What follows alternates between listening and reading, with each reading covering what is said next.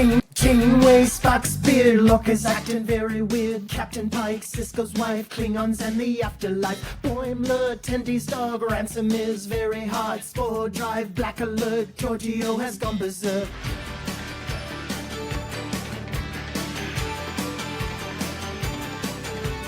Feature Batleth, Edward is an idiot, Spock is dead, Worf is wed, Chekhov's wearing red. Data's cat, Kempak's fat, Q has had enough of that. Beam me up, make it so, everybody let's go. We talk about the series, you can join us live by picking up your phone now. We talk about the series, we're coming to you on your streaming services now. We talk about the series, comics, books, and games, we go beyond the show now. We talk about the series. Come and join us as we sit and chat and we go on and on and on and on. Well, good evening, Trekkies and Trekkers around the globe. It is Thursday, December 12th, 2024, and this is episode 614 of Trek Talk. And God, I love that theme song. You guys love that theme song as much as I do. It's hard not to dance to it. It's a banger. God, No, that is we need an to hire awesome that song. singer. That really is an awesome song. We should. Excellent idea. We should for sure. So I'm your most excellent host, Uncle Jim, and this is Trek Talk, and thank you for tuning in. We have a great show planned for you guys tonight. We're going to be talking about Star Trek Lower Decks, Fully Dilated, which is a really great episode. We're also going to find out what William Shatner really thought about Star Trek The Motion Picture when Shatner says, "What?" We also have a Section 31 comic book and a Section 31 trailer to talk about in Star Trek news, as well as our Star Trek birthdays, our fan shoutouts, and of course, our scores for the episode. So we've got a lot going on. Don't go away. But before we get too far, I want to introduce to you guys my incredible Treksperts. And we'll start out with Eric. Eric is out in Portland. How you doing tonight, Eric? I am doing pretty good, you guys. You know, I just had a chance finally today to watch this episode. I am very much looking forward to talking about it, and very much looking forward to like where Trek Talking is going right now, man. We got all kinds of changes happening. We got Riverside, we got possible video, possible Patreon upgrade. We got all kinds of possible stuff. So we'll have to see what's going on here, but I'm really excited about it right now. Yeah, Trek Talk, and I think 2025 is going to be the year of Trek Talk, and we've got a lot of pokers in the fire. Don't forget that on the 17th, we're going to have Tim Russ on the show. Mr. Tuvok himself is going to be here to take your questions, and there's going to be a lot of stuff going on, so you definitely want to be a friend of Trek Talk in 2025. We also have with us in Portland, it's got to be the water, our very own toy guy, Paul. Welcome to the show. How you doing tonight, Paul? Hey, Uncle Jim, I'm good. I'm good, brother. I'm good. Things are in the mad chaos of the holidays, right? A lot going on. And, Absolutely. And if you are one of those people who has a family that has a birthday during this particular time of the year, it gets doubly crazy with all the orchestrations and whatnot. But, I think I got to just say, we have never sounded better. I mean, some of the audio that we used to, you listen to the shows and how our mics used to be, it was just like, oh my, I mean, the theme song at the beginning has never sounded clear, has never sounded better. I mean, the audio upgrade is great. And so I think the lesson we should all take from this is sometimes when bad stuff happens, you're like, uh-oh, change, scary. Our house is on fire. We're losing our whatever, right? Not necessarily always leading to a bad outcome. Sometimes unexpected change can be really good, because I think this is infinitely better than where we were hanging our hat before. So I echo your sentiments of optimism. I agree. I think that Blog Talk Radio failing was a great thing for us, because now we have this video feed, we have full HD. We're going to be doing some great stuff. And speaking of birthdays, Paul, December 19th, which is next Thursday, is my wife's birthday. Then we have Christmas, and then at 3:14 on the 31st, we have my daughter's birthday. She'll be turning 30, and then we have New Year's, all in that same week for me. So I know what you're talking about a busy December. Oh, yeah. For sure. I hear you. But that's good. It's good to be busy. It is good. It's very good. And also from Portland, he's getting in on that Portland water, is my Mr. Scotty, the man himself, David. How you doing, David? Drinking that Portland water. Pretty good. It's pretty good. I'm giving her all she's got, Cotton. Yeah, so David, you guys are going to see some pretty amazing stuff tonight. This is our test run, and David and I have been working on this show all week for you guys, so I hope you enjoy it. And last but not least, from Vegas, and remember, what happens in Vegas stays in Vegas. We have Yeah, I Charles. How got you doing stuck with the tonight, lake Charles? water. It's not so great. The lake water. And we'll extend on Eric. Yes, there's new news on Patreon. We're giving Uncle Jim a little bit of a break, and I'm taking over with a brand new Patreon page. Hopefully, get some new memberships and get some new people joining in, and all kinds of fun stuff that I hope we can share with it. And I do promise my members, we won't let you miss Taquita night. Definitely not. I don't want to miss Taquita night. Yes, that's right. Our yeah, we're still having problems with Facebook, guys. Their AI is still out of whack. The Trek Talking page is up. You can go to it, but I can't post on it. It's really weird. But eventually we'll get that figured out, and we'll get our Patreon information out there to you guys. So we're looking forward to that. Speaking of what's going on with Trek Talking, you can go to trektalking.com, which I highly recommend. Anyways, and when you go there in the bottom right hand corner, there's a little blue talkback mic. And why am I telling you about this? Because on the 17th, we're going to have Tim Russ with us on the show. If you would like to ask him a question, go to trektalking.com, click on that little mic, and record your question for Tim Russ. We will play your question for him live on the air and have him answer it on the 17th. So please head over to trektalking.com and leave your questions for Tim Russ. Oh, well, not only Tim, you can go there and tell us how great we are, or tell us what you thought about an episode, tell us you love the theme song, tell us what a great job David did with the presentation we're about to see, anything. The fact is, we love to hear from you guys because we're fans like you, and we love to hear from our fans. All right. Yeah, what else do I got to say? Yeah. So when our Facebook page is back up and running, you can go there and tell us where you're listening from. You will see pinned to the top of the page, "They live long and prosper," saying, "Hey, dudes, where are you from?" Eventually, that'll be back up. And that's where we get our fan shout outs from. So, Eric, would you like to get us started with our fan shout outs this week? Oh, yeah, absolutely, Jim. First, I'd like to say hello and thank you so much for supporting our podcast to Shavasti Bebagua, a top contributor from London, UK, a city that I have been to a couple of times and I love very much. And I've taken my picture next to that really cool Doctor Who booth next to that tube station. Yeah, that's me. Shavasti, thank you so much for supporting our podcast. We really appreciate it. Also saying hello this week to Billy Saru from Guayaquil, Ecuador. You've been to Ecuador, right, Paul? Isn't that true? Or have you been Costa Rica. Costa Rica? Oh, okay, so not quite Ecuador, but Ecuador looks amazing as well. And Billy sends us a cool "Live Long and Prosper" symbol, and we say peace and long life. Back to you, brother. Also saying hello this week to Stay Mansfield from Edinburgh, Scotland. Thank you so much for supporting our podcast. We have a ton of support in the UK, including Scotland. Thank you so much for saying hello to us. Live long and prosper to you. And last but not least on my list, I would like to say hello to Anisha Hussein from Trinidad and Tobago, sending us the double flag there from your amazing country. Thank you so much, Anisha, for supporting our podcast. And we really appreciate you, especially given how far your electrons had to travel just to get to me right now to be able to read them on the air. It's pretty amazing. So thank you so much. Charles, I'm going to pass this shout out megaphone back Thank over to you, Eric. brother. Let's start off with a greeting to another Eric in Houston, Texas. Eric Anderson. Welcome, Eric. From Florida, we're going to welcome Brian Ferry. Don't know which part of Florida, but I hope it's nice and warm. Welcome from Wisconsin, Pamela Dickers McCam. Welcome, Pamela.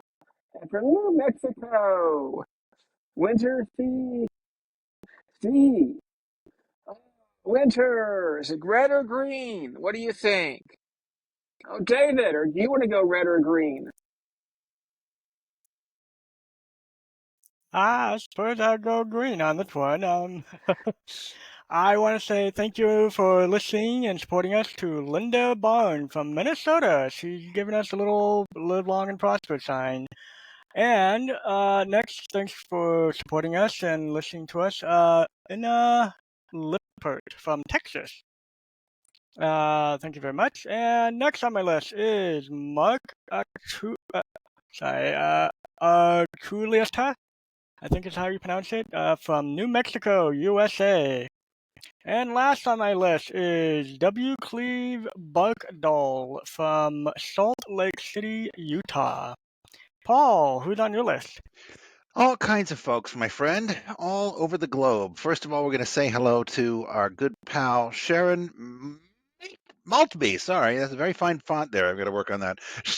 Sharon Maltby from Nottingham, England.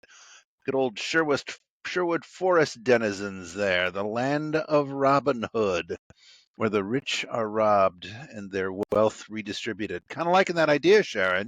Maybe I'll catch on over here. I love Robin Hood when I was little. Yeah, me too. A big Errol Flynn fan. So I might have to go over there to the old home soil and see what the real McCoy looks like.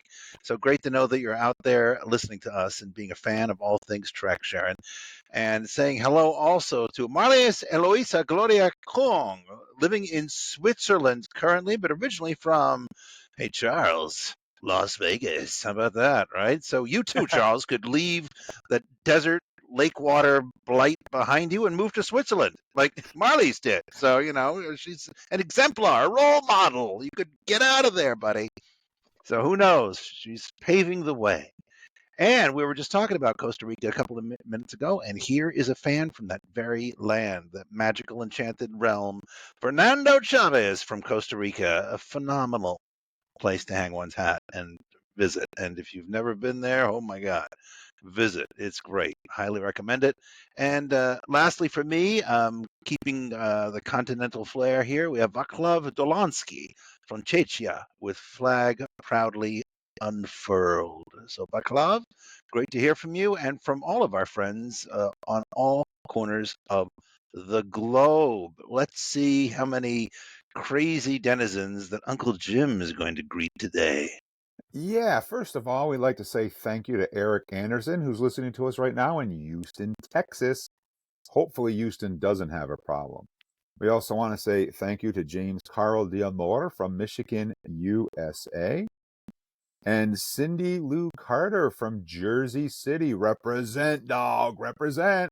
And last but not least, Joshua Lee Rushing from Los Angeles, California. If you guys would like to hear yourselves mentioned on a future fan shout out, please head over to our Facebook page when it's fixed and drop us a line. And yes, this is my puppy dog, Leia, who you just saw a minute ago. She's 10 months old today, so happy birthday to Leia. And luckily, my cat, Anakin, is not in here right now. I locked him out, so it's just me and Leia doing the podcast with you guys. Another birthday for December. So, yeah, it's another December birthday, but she's not too demanding. All right, guys, so now it's time for our Star Trek polls, which means... Poland, you know we like knowing what you thought about the show, and we try to share your opinions with all of our minions out there because they listen worldwide. So tell us just what you think, and together we will all drink Kanar and Romulan ale tonight. Well, I don't know about you, but I'll be cracking some of that Klingon blood wine myself. But yeah, what do you think about that song? That sounds pretty good in full stereo, doesn't it? Yeah. Not too bad. Not too bad. All right, so on our Facebook page, I always throw out some polls. And because I've been locked off the Facebook page for about 3 weeks now, I've got to rely on old polls, which I guess is fine. Old polls are better than no polls, I guess. So, Eric, what was our first poll question? Honestly, Jim, this is one of my favorite poll questions you've ever asked. What do you like best on Riker? No beard? Beard? Wildbeard or Graybeard? And this is a fantastic question because there really is an evolution of Riker and a couple of one-shots like Wildbeard here. So I just love this question so much. Okay, so here we go. This is what the fans have said. Coming in fourth place out of those, we have Wildbeard with only 4% of the vote, which I think is fair. I mean, it's one episode, and it's only like maybe 30 seconds of that episode, maybe a minute of that episode. So we haven't seen too much Riker. We won't go back, but what we saw was pretty amazing, and the Wildbeard is probably my personal favorite. So 4% of our listeners like Wildbeard Riker. First season, no. Oh, you are muted, Jim. Oh no, he's talking to the dogs. See, this is why video gets us into trouble. I got to not pay attention. Appropriately muted, like a professional. I'll get used to it, guys. Coming in second place, we have, or excuse me, I guess in third place, we have No Beard Riker from first season, of course, with 8% of the vote, which is, nice, clean-shaven Riker. It's actually the one that I think Deanna prefers, if I remember correctly, although that may be untrue by the time we get to Picard. So 8% of our listeners like No Beard Riker. 25% of our listeners like Graybeard Riker from the Picard era, distinguished Riker. And, we're not talking about fake Graybeard Riker from back in the 90s. We're talking about real Gray, like after Jonathan Frakes actually aged, what did he look like? And, he's a nice looking man, and 25% of our listeners agree that he's their favorite Riker.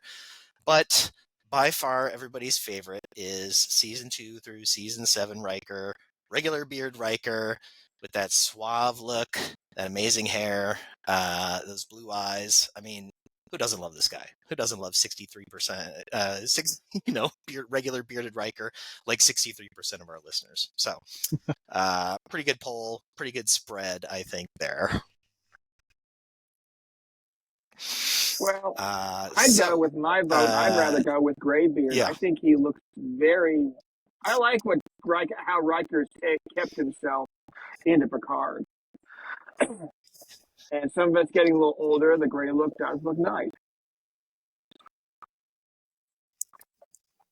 It's true. Yeah, I kind of like the Graybeard Riker too. If I remember correctly, isn't he the one that told Commodore O that he would love to kick some Romulan ass? Wasn't that the Graybeard Riker? Yeah.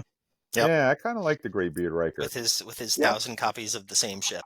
Yeah, that guy. The Ning Tao or Sing Hao or something. I can't remember what. Zheng He, right? Yeah, I kind of liked him. I thought he was pretty cool. Cool. He was pretty cool.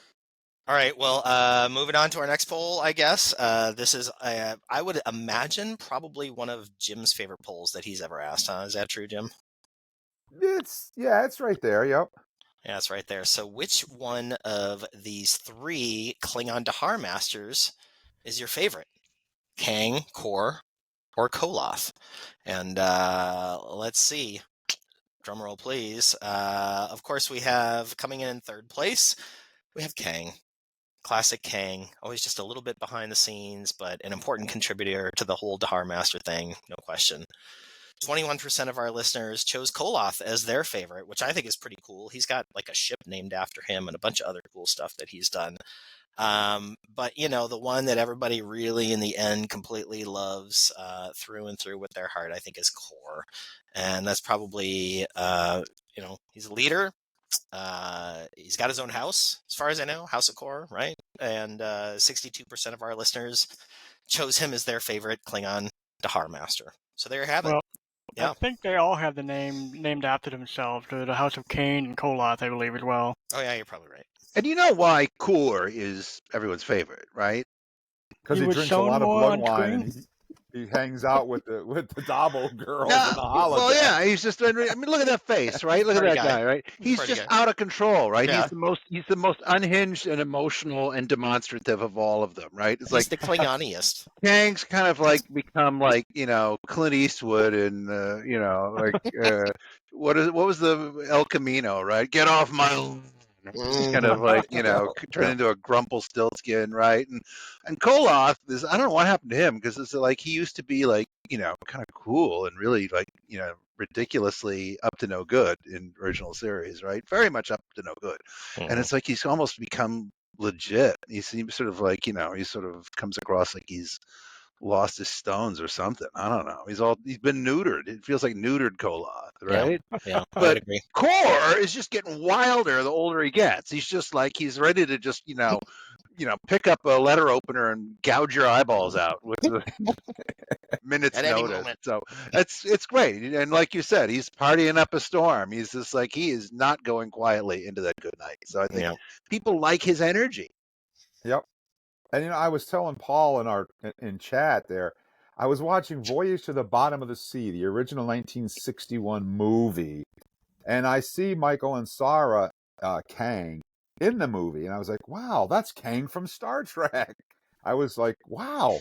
And he walks around carrying a dog through the submarine, through the whole episode, through the whole movie. But at any rate, I did see him in another movie, which I thought was pretty cool. But yeah, I do like Core, and not only that, Core was in the most episodes as well, so he got more exposure than the other Klingons, perhaps. And Core played Boltar in Battlestar Galactica too, so he's got to get some points for that. Do we know how the Discovery Core is? Like, is that the same Core? That he's from the House of Core. Wasn't that guy's name he's the Core though? same. Yes, that was Core, but it was Core. What was his name? Core Cha or We had like another. Yeah, it was Decor or Core Cha. So not the same guy. Not the same. He's like dude. a relative, like Don Jr., right? Yeah, He's kind of a exactly. lesser than Yeah, he was a Core, but not the Core. He had a similar attitude. He had that kind of like. But we don't know. We don't know if Core actually died when he took on that Dominion fleet. He could have survived. Could be. I mean, Lord knows that ship has won me enough games in Star Trek Attack Wing. Yeah, he could still be out there. I can attest to that. All right, so now we're gonna go to our cadet training and Sideshow. We are the Borg. Lower your shields and surrender your ships. We will add your biological and technological distinctiveness to our own. Your culture will adapt to service us. Resistance is futile. So because I don't have the cadet training, I had to play that. So this is the part of the show where Charles shares with us really fun, insightful tidbits about this week's episode. So Charles, Definitely take it away. I'm trying to get a new cadet training audio. I got some ideas. Okay. Several definitely one-shots on this episode. Let's start off with one of the obvious ones that we all enjoy. TNG, The Inner Light, Season 5, Episode 25. I think that episode really needs an explanation. I think everybody remembers that. TNG's Time Zero, Season 5, Episode 26, and Season 6, Episode 1. Oh, Data Data missing the rest of his body, just having his head. Yeah, Data stuck in time. TNG, Thine Own Self, Season 7, Episode 16. Data revisiting a pre-war society. It's not the first time Data spent time on another planet with a strange group. Voyager, Gravity, Season 5, Episode 13. Mariner references Delimiter 3. Harrison Tuvok crash land on a desert planet for several months. Nice. Classic. TOS. City on the Edge of Forever. Season 1, Episode 28. Including the fact that Spock's having to use random parts to create tech. Just as Tindy was. And then episode we had some fun talking about on this show one time. Enterprise, Carbon Creek, Season 2, Episode 2. We've got Vulcan stuck on Earth. Another group stuck on a foreign planet and having to figure out a way to survive. So from there, I think Eric would love to talk about what the fans thought. When he turns his mic on. Absolutely. And on our and on our Facebook page when it gets going, I ask you guys to score the episode 1 to 10, and then we talk about what you guys thought. So Eric, you want to take it away? I absolutely do. And Charles, that was just my dramatic pause before the real presentation. So Corinthia Klein, a top contributor to our Facebook page, said, excellent episode all around. I liked in particular that Mariner has had a chance to calm down and mature this season, but that her essence in the new place was still making buddies in the brig. Packy Anderson, another top contributor, says, look at Talin's massive melons. I mean, the grapes. That line. A line like... I mean, we're going to talk a lot about this episode, but that line was just one of many real zingers. Leah Marie Longbreak, a top contributor, said, I can't believe there wasn't a nice melons joke. Oh, wait, there was a massive melons joke, but it was, there it was. Ellen Smock, to me, this is one of the most Star Trek episodes of the series. It's really about characters. The comedy is secondary. Joseph Finn, a top contributor, said, get a job, Snell. Michael O'Sullivan, a top contributor, said my favorite episode so far this season. Brian Bunch said, as soon as our sneaky local spoke, I rolled my eyes in laughter. I know that voice, and only good things shall follow. Mac Davidson, I love episodes with the three main girls here. They are usually the best for me. And Spencer Cooley, a top contributor, said the jokes landed better than the character stuff this episode. Honestly, I feel like the Mariner subplot would have made more sense for somebody else. Snell was a lot of fun, though. I still feel good about the season, but this isn't one of my favorite episodes. So we have a fan score this week, everyone, of, drumroll please, 8.2. 8.2. And 8.2 ain't nothing to scoff at, but it's not at the top of our list of episodes. So kind of interesting. Yeah, we should talk about that. Yeah, we should. What do you guys think about the slideshow that David put together for us? It's great. Impressive, I love it. huh? This is super cool. Yeah. Isn't that cool? It kind of sets the mood. Yeah. Yeah, I think I kind of like it. David is the man. Thanks, David. He really is. He is the man. That's cool. And the best is yet to come because he's got some more magic up his sleeve. He's my miracle worker. Yo, dog. I promise I won't disappear. All right. So who wants to start us off? Charles, you want to get us started with Fully Dilated? Or not? Maybe. Charles is muted. Charles is muted. He's talking, but we cannot hear him.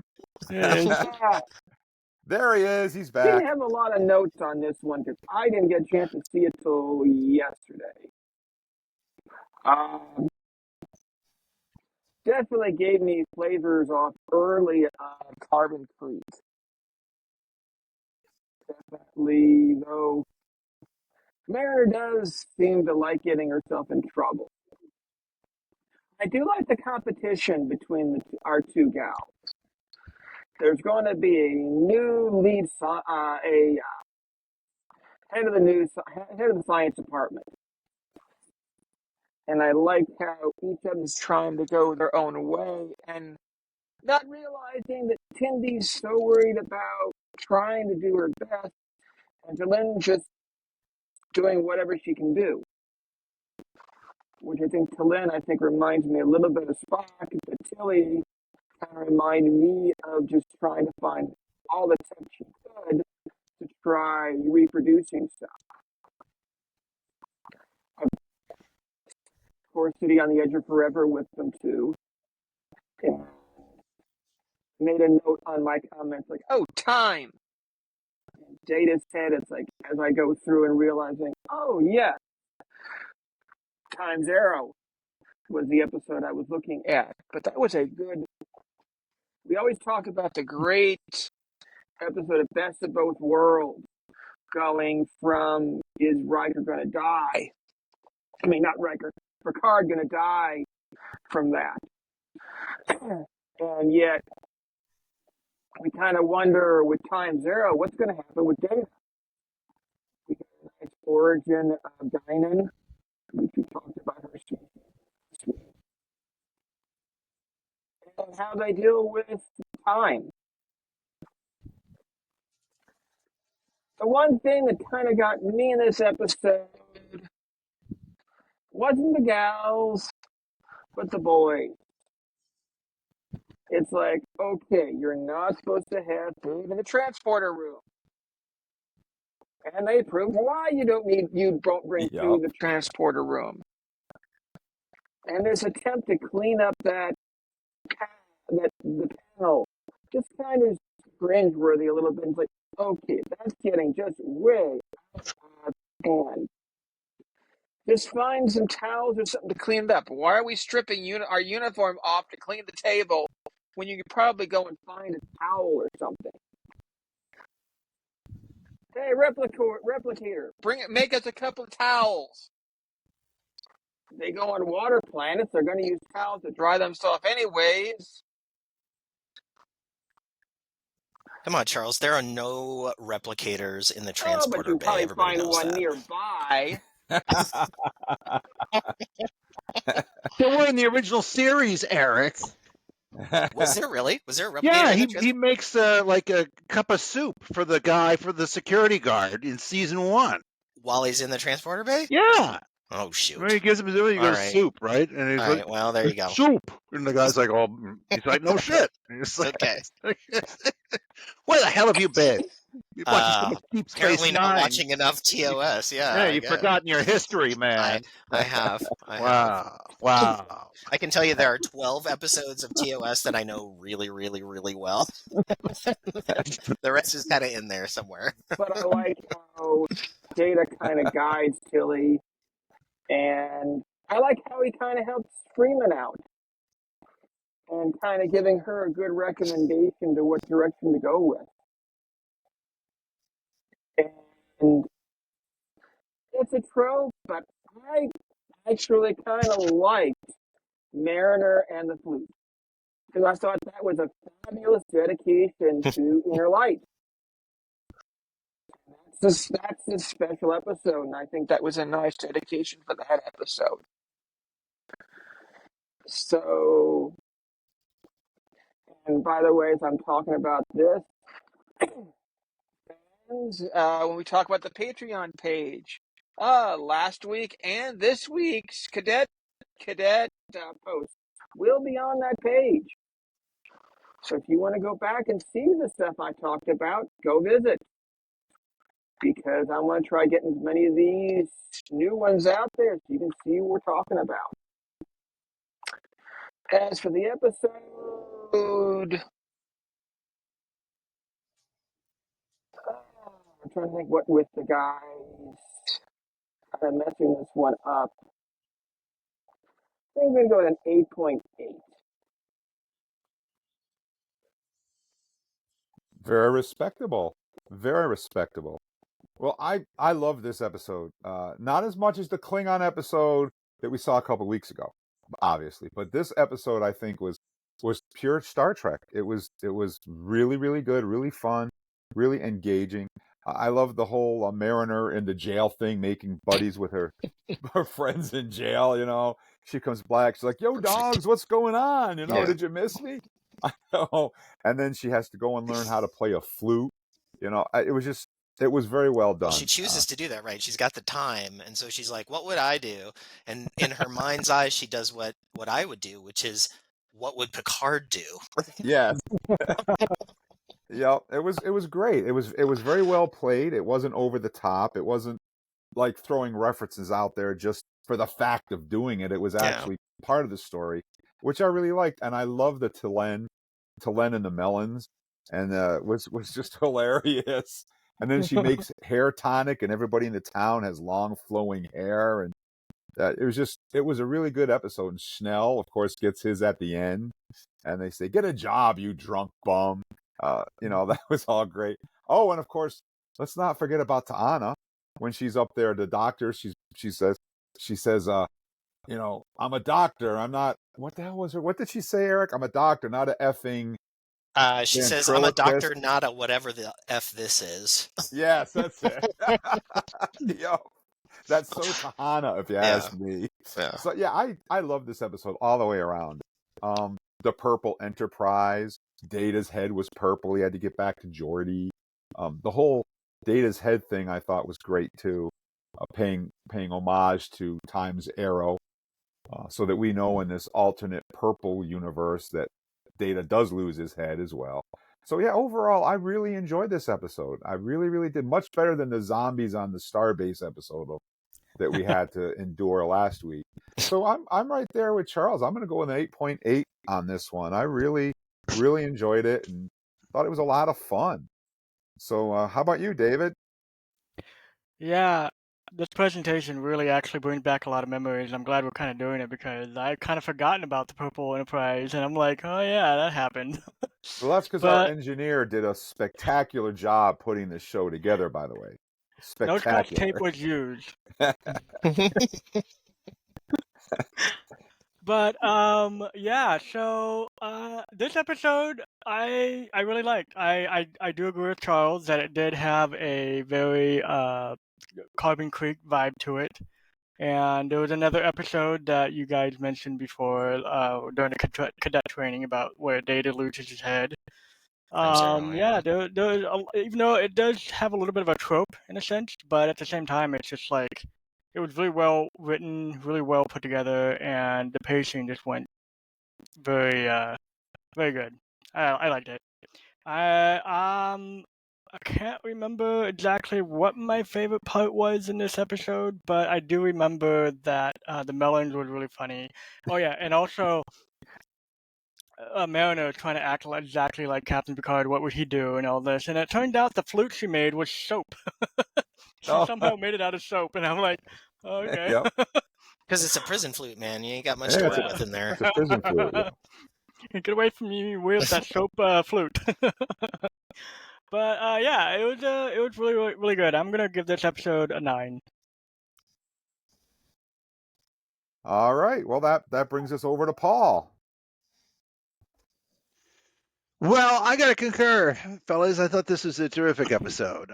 I really did. I enjoyed it very, very much. I think that, the whole, I just love the whole idea of riffing on the whole bit of, going to a pre-warp civilization, that we've seen before, right? And not having, we want to make sure we don't corrupt them with our, superior technology. Who watches the watchers kind of thing, right? And of course, things, break down from there because they're all pre-industrial and whatnot. But it was great. I mean, the Brent Spiner cameo was just priceless, right? It wasn't just a knockoff. I mean, I thought they used him to lovely effect, and it was really nice, really nice. I thought respectful and purposeful. It's not just a lot of times the show we get down on it because they just do shtick cameos that don't really have a point. I thought this was really nice use of him. Right? Was well written and everything. I loved a lot of the gags that were in there, and of course, no surprise, a lot of them come from Mariner, right? When she's complaining like about being thrown in jail. This is some Ito level bullshit, right? Oh my god. Going all the way back to like Justice in season 1 of Love it. Next Gen. I thought that was great, and the oh, you are fully functional, There's lots of we're in a Carbon Creek situation, right? All of that stuff was just really, really, really funny, and a lot of the references and the riffs to other episodes. It didn't feel like it was just kind of thrown in there, as it so often can feel for me. I mean, I felt like this one was done. The writing was just so much better. I gotta agree with Charles though on the whole, like licking off the transporter console ad nauseum. That was just like endlessly tedious for me. I just got nowhere with that at all. I was just like, come on, fellas, enough is enough.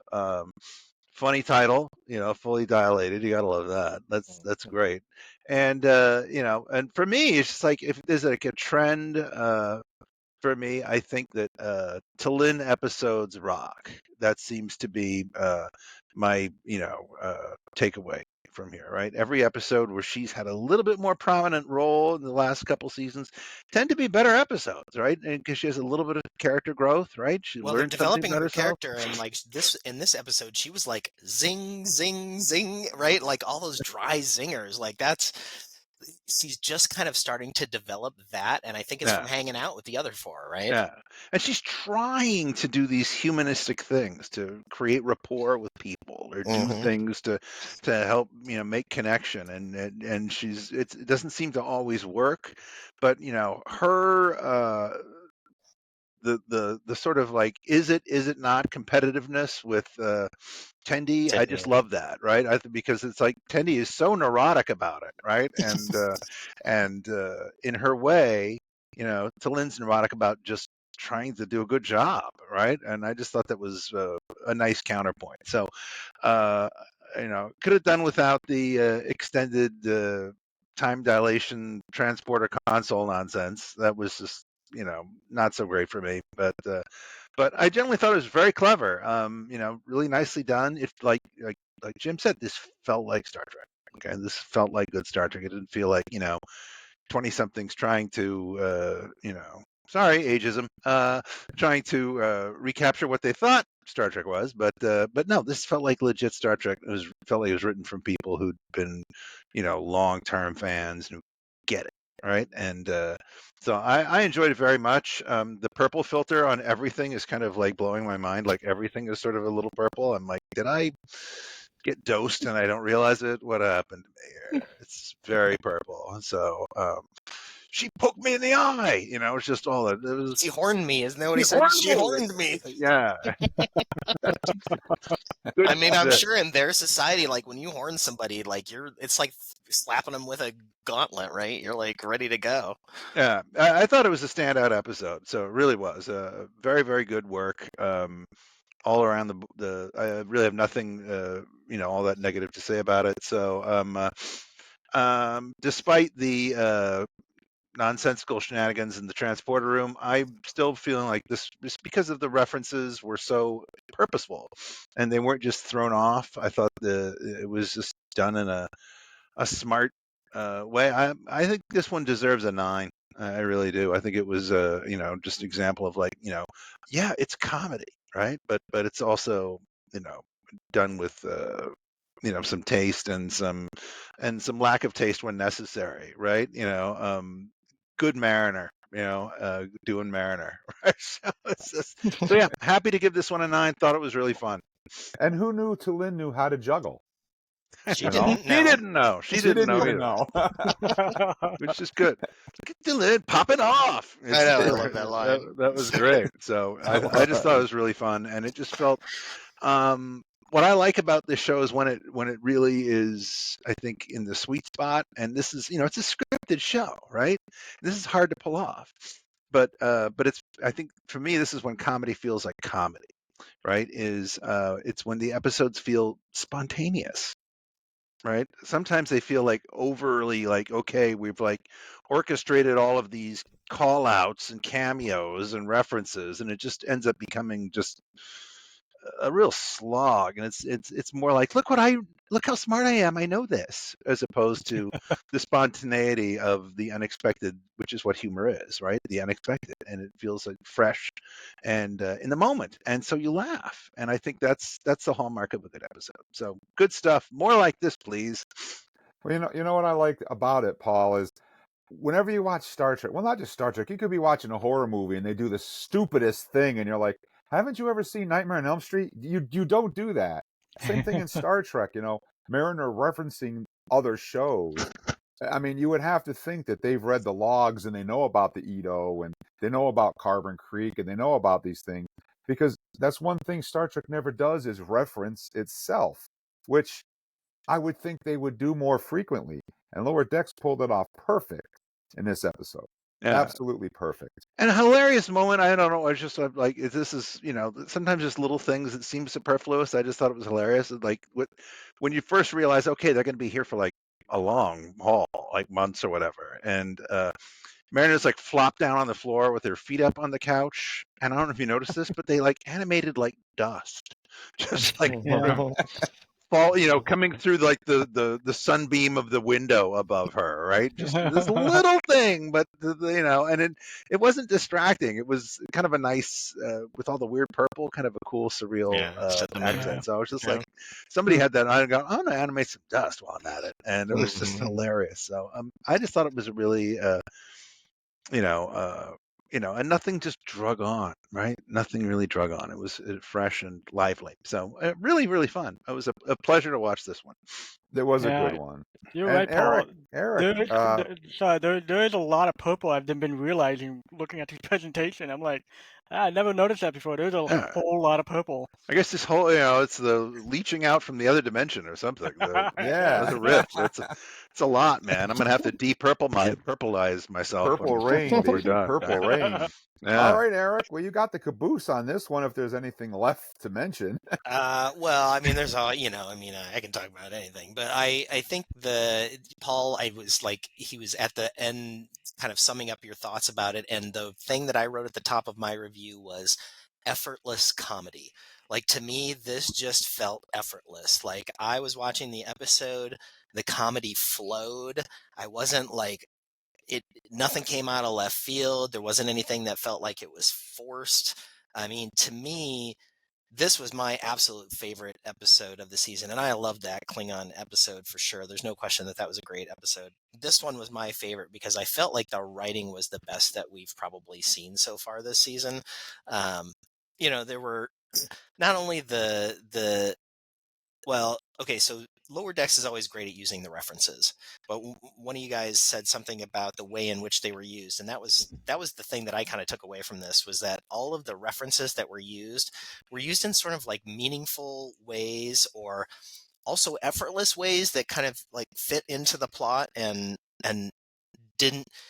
It wasn't just for the sake of the reference. It was because, Mariner has knowledge that Picard had this experience in his life, and so therefore it informs her decisions about what she's going to do, or, those sort of connections. So I just really, really liked that.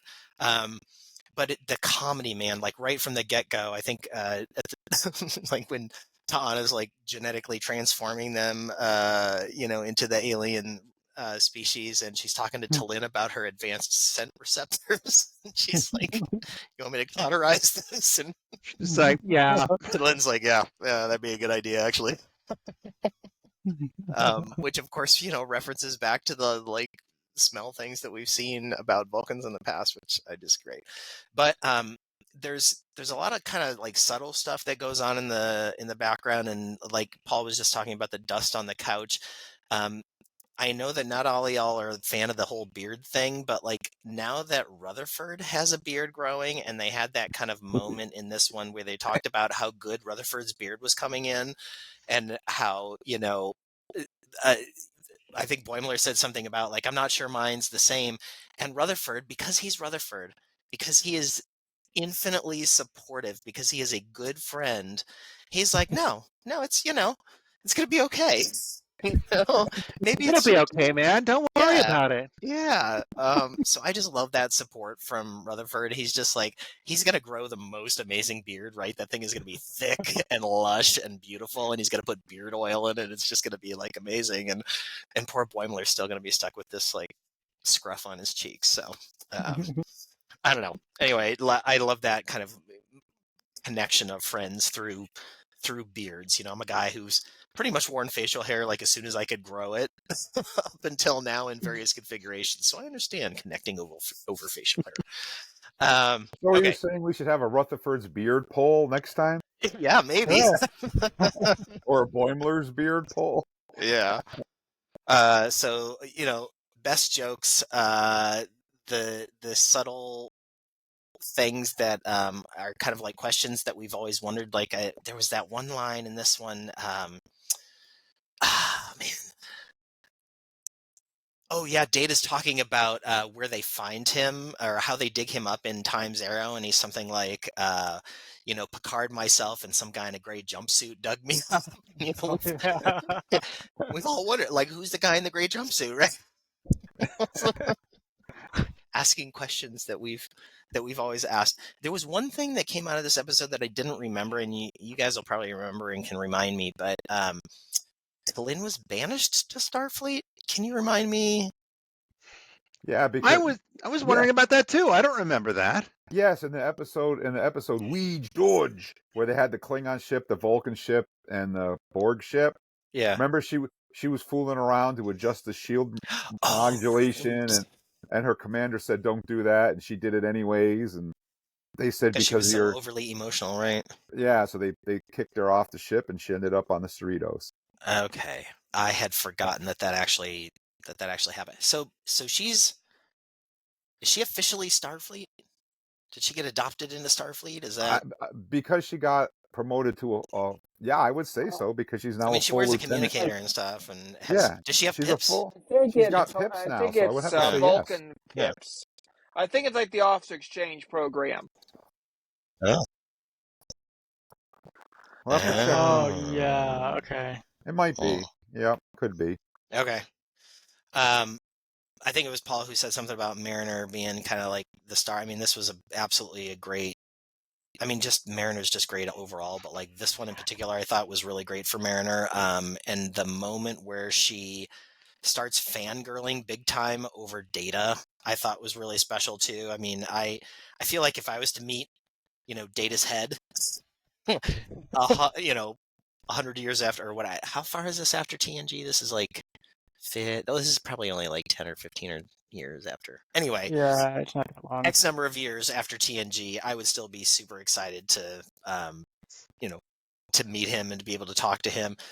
Tendi powering him up with a crank is amazing. That whole reference back to Guardian Forever, I thought was great. So, yeah, I mean, the jokes were great. The writing was really, really good. I can't disagree with the kind of like B story of the two guys in the transporter room. Sure.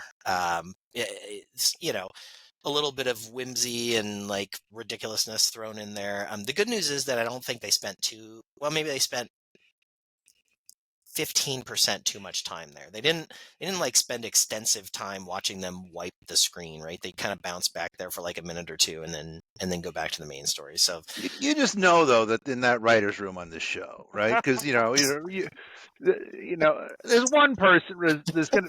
we're gonna do. Well, it's just like I mean, one or two writers get credit, but there's a writer's room, right? And Yeah. everybody yells and gets in there. And in this particular show, somebody in that writer's room loves like vomit comedy, right? Because there's something gross happening in practically every episode, right? They just cannot resist it. It's just like, they'll be mapping out the show, and then there's going to be that one guy, whoever it is, right? It's like nothing gross is happening, right? They have to somebody has to get something shoved up their butt or something, right? Yeah. It's just, So in this case, it was licking the transporter, drinks. Yep. No. So there it is. The other thing I liked about what too, just presentation reminded me of. Everybody had long, beautiful hair. Yeah, from T'Lyn's formula. From T'Lyn's melons. Well. So yeah, like I said, this is my favorite episode of the season. It's not a perfect 10, but I'm going to give it a 9.5. I just totally dug this. I'm going to watch this episode multiple times, probably find new ways to laugh at it every time. And it just mixes like perfect sweetness and character development and comedy and just all sorts of things together. So yeah, 9.5 from me. Well, Eric, I got to jump in and tell you an Uncle Jim story, because what would the podcast be without an Uncle Jim story? This is one of the best parts of the podcast right here. So everybody gather around. Yeah, gather around the campfire, guys. The old guy is going to talk. So, I was at a convention in Rapid City, South Dakota. It was 1923. So a friend of ours came up to me. Got a job writing on Star Trek: The Next Generation in 1991, and invited Karen and I out to Paramount to watch them film an episode. Unfortunately, or fortunately, depending on how you look at it, it happened to be the same time that they were filming the top secret Worf scene from Star Trek VI. So the set was closed because they didn't want anybody to know that Michael Dorn was doing Worf. So we didn't get to go on the set. So we were disappointed. So we're hanging out in the Star Trek in the Paramount commissary, and who walks in? Now you got to remember, Who walked in? Data, Geordi, and Riker. Now, when I say Data, Geordi, and Riker, I'm not talking about I'm talking about the actual characters. They were in their full garb. Data was all gold. They were in their uniforms, and they came walking in. And I'm just sitting there with my wife, like, holy shit, look who walked in here. And we were trying to be cool because my friend that got the job said, if security knows that you're a Star Trek fan, they'll throw you out. So you got to be cool. So I was like biting my tongue with coolness and just watching these. And I'll tell you something else. These guys are the funniest. They were ragging on each other and just, they were such, I wish I had a digital camera on my phone like I do now, because it would have been all over YouTube. But so I know what you're talking about when you say if you met Data, because I did, and it was cool. It was awesome to see them in their full Star Trek garb, Nice. and not at a convention. So that was pretty cool. So, Charles, what is the overall fan score versus the Treksperts score for Star Trek Lower Decks Fully Dilated? And you're muted, by the way.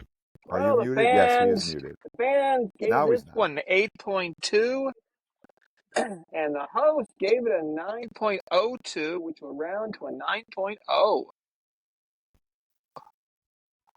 Nice. Wow. That's That's a good, solid that's a episode. solid score. And what did you guys think about David's did you like David's slideshow that he put together Yes, for us? love it. Oh yeah, it's I great. think Yeah. It really helps. We're talking about the episode, and there's images of the episode. I mean, and Yeah. nicely animated, sir. I gotta say, yeah. really, Lots of really well variety. done. So, and I sharp images, which is great. Not blurry, low res. They were really Hard to crisp. go So first. well done. Yeah, he's my Hard to go Scotty. first I gotta because yeah. they gave me so much, giving me so much to talk about later. Just look at the scene. I know, it Yeah. brings stuff back as you're watching. So you guys, I think we're going to continue to do this from now on. What do you think? Episodes, I think it'll Yeah. work. Sounds good. Okay, so yeah, I think we'll keep it. All right, good job, David. Good job. All right, so now this is the part of the show where we do our Star Trek birthdays, and you know what that means.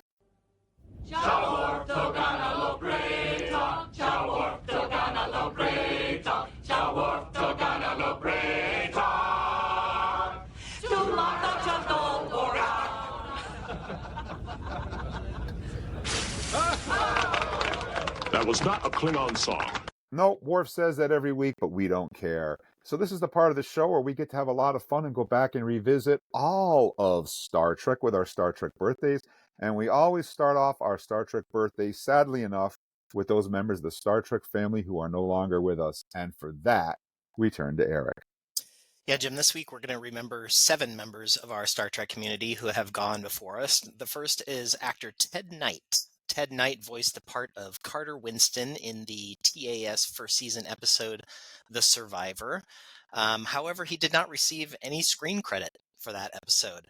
He is best known for playing the buffoonish newscaster Ted Baxter on the 1970 through 1977 CBS series The Mary Tyler Moore Show.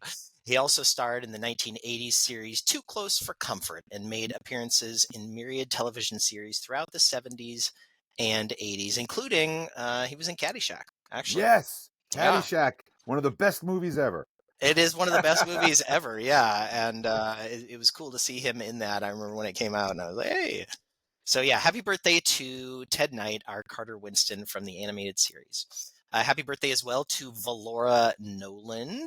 That was, of course, was the stage name of Valora Baum, the former or the actress who played Darris in the TOS second season episode Patterns of Force.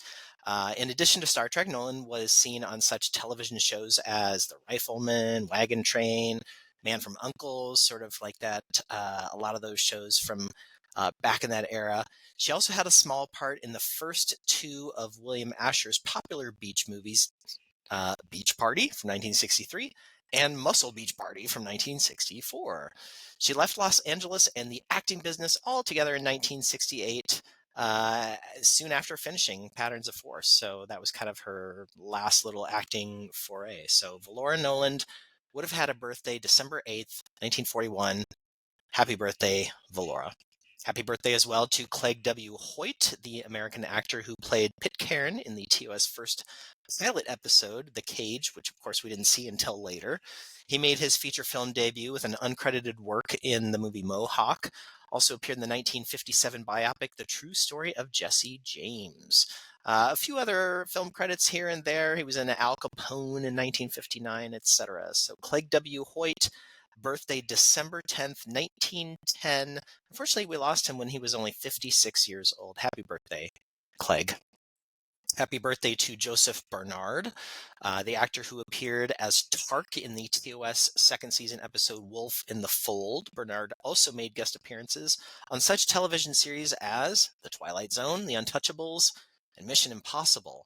He taught acting at the Lee Strasberg Theater Institute in Hollywood and later opened his own acting school, the Joseph Bernard Acting School, in Las Vegas. So there you go, Charles. Joseph Bernard would have had a birthday December 12th, born in 1923. We lost him back in 2006 at the age of 82 years old. Happy birthday, Joseph. Happy birthday as well to, well, 3 more people who I think are really heavy hitters. Not that everybody's not a heavy hitter, but gosh, these 3 people in particular, I think there's just a lot of Star Trek connection and a lot of resonance that these people bring to the franchise and the fans.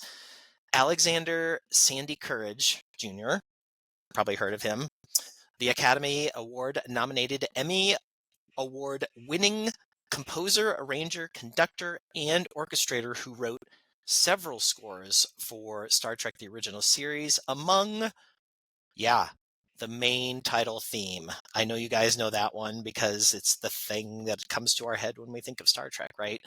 He even made the whoosh sound heard, made by the Enterprise in the opening screen credits to that show, which I think is just fantastic. So, it was Jerry Goldsmith who recommended Sandy Courage to Gene Roddenberry. Originally, Roddenberry asked Goldsmith to score The Cage, but he actually had to decline due to some other commitments that he had, and he suggested Courage, who was mostly just an arranger at the time and not a composer, but he just had a lot of confidence in him, and so Roddenberry gave him the job. Later on, they rehired him to score the second pilot, Where No Man Has Gone Before. He also contributed scores for the first season episodes, The Man Trap and The Naked Time, and some cues left in Mudd's Women along the way there. But during this time, Courage discovered that producer Gene Roddenberry actually wrote unused lyrics to his Star Trek theme in order to get half of the royalties for each episode or other usage of the main theme. This resulted in a long feud between the two men, and despite efforts by Robert Justman to rehire him, Courage refused to work on the series any further. And I've got this quote from Sandy Courage. He said, "What happened with Gene and I was I got a phone call once. It was Gene's lawyer. He said, 'I'm calling you to tell you that since you signed a piece of paper back there saying that if Gene ever wrote a lyric to your theme, he would split your royalties on the theme. Gene and I weren't enemies in any sort of way. It was just one of those things.' I think it was the lawyer probably who put him up to doing it that way, and it's a shame because actually if he'd written a decent lyric, we could have both made a lot more money." So he was upset that he wrote the lyric, and then he was upset that he wrote a crappy lyric. So I don't blame you, Sandy. But Sandy Courage, born December 10th, 1919, we lost him back in 2008, and certainly one of the biggest stamps on all of Star Trek, just being so integral to the mood of the show and to what we think of when we think of Star Trek. So happy birthday to Sandy Courage. I'm surprised that Jim let me say this one, but it's probably because it's a remembrance. So thank you, Jim. Happy birthday as well to actor John Colicos. He's, of course, the Canadian actor who played Kor, the first major Klingon ever seen on Star Trek, and then reprised, that role from the original series into Deep Space Nine. His first season episode, Errand of Mercy, was the first time that we saw him, and then later, of course, we see him in The Trouble with Tribbles and Day of the Dove. No, sorry. He was to return in both of those episodes, but they actually couldn't make their schedules work out, so we didn't get him in those. But regardless, he was able to reprise his role in 3 more times on Star Trek Deep Space Nine. In a career that spanned over 5 decades, Colicos performed in nearly 100 film and television projects. His appearance as Core in Deep Space Nine's 7th season episode, Once More Into the Breach in 1998, was among his last acting roles. Battlestar Galactica fans, you were talking about this, Jim. Of course, fans of this series remember Colicos as the traitorous Count Baltar, who sold out humanity to the evil Cylons.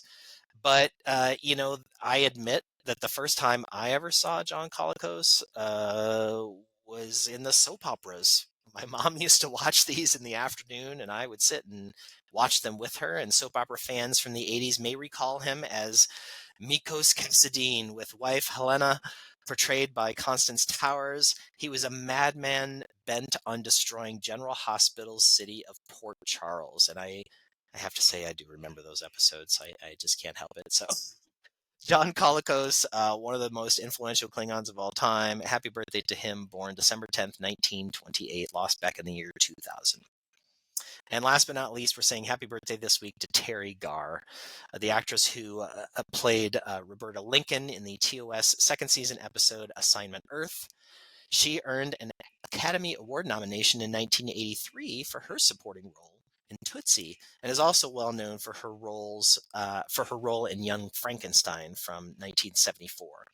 She was born in Lakewood, Ohio, but was raised in North Hollywood, and her father, Eddie Garr, was a comedic actor.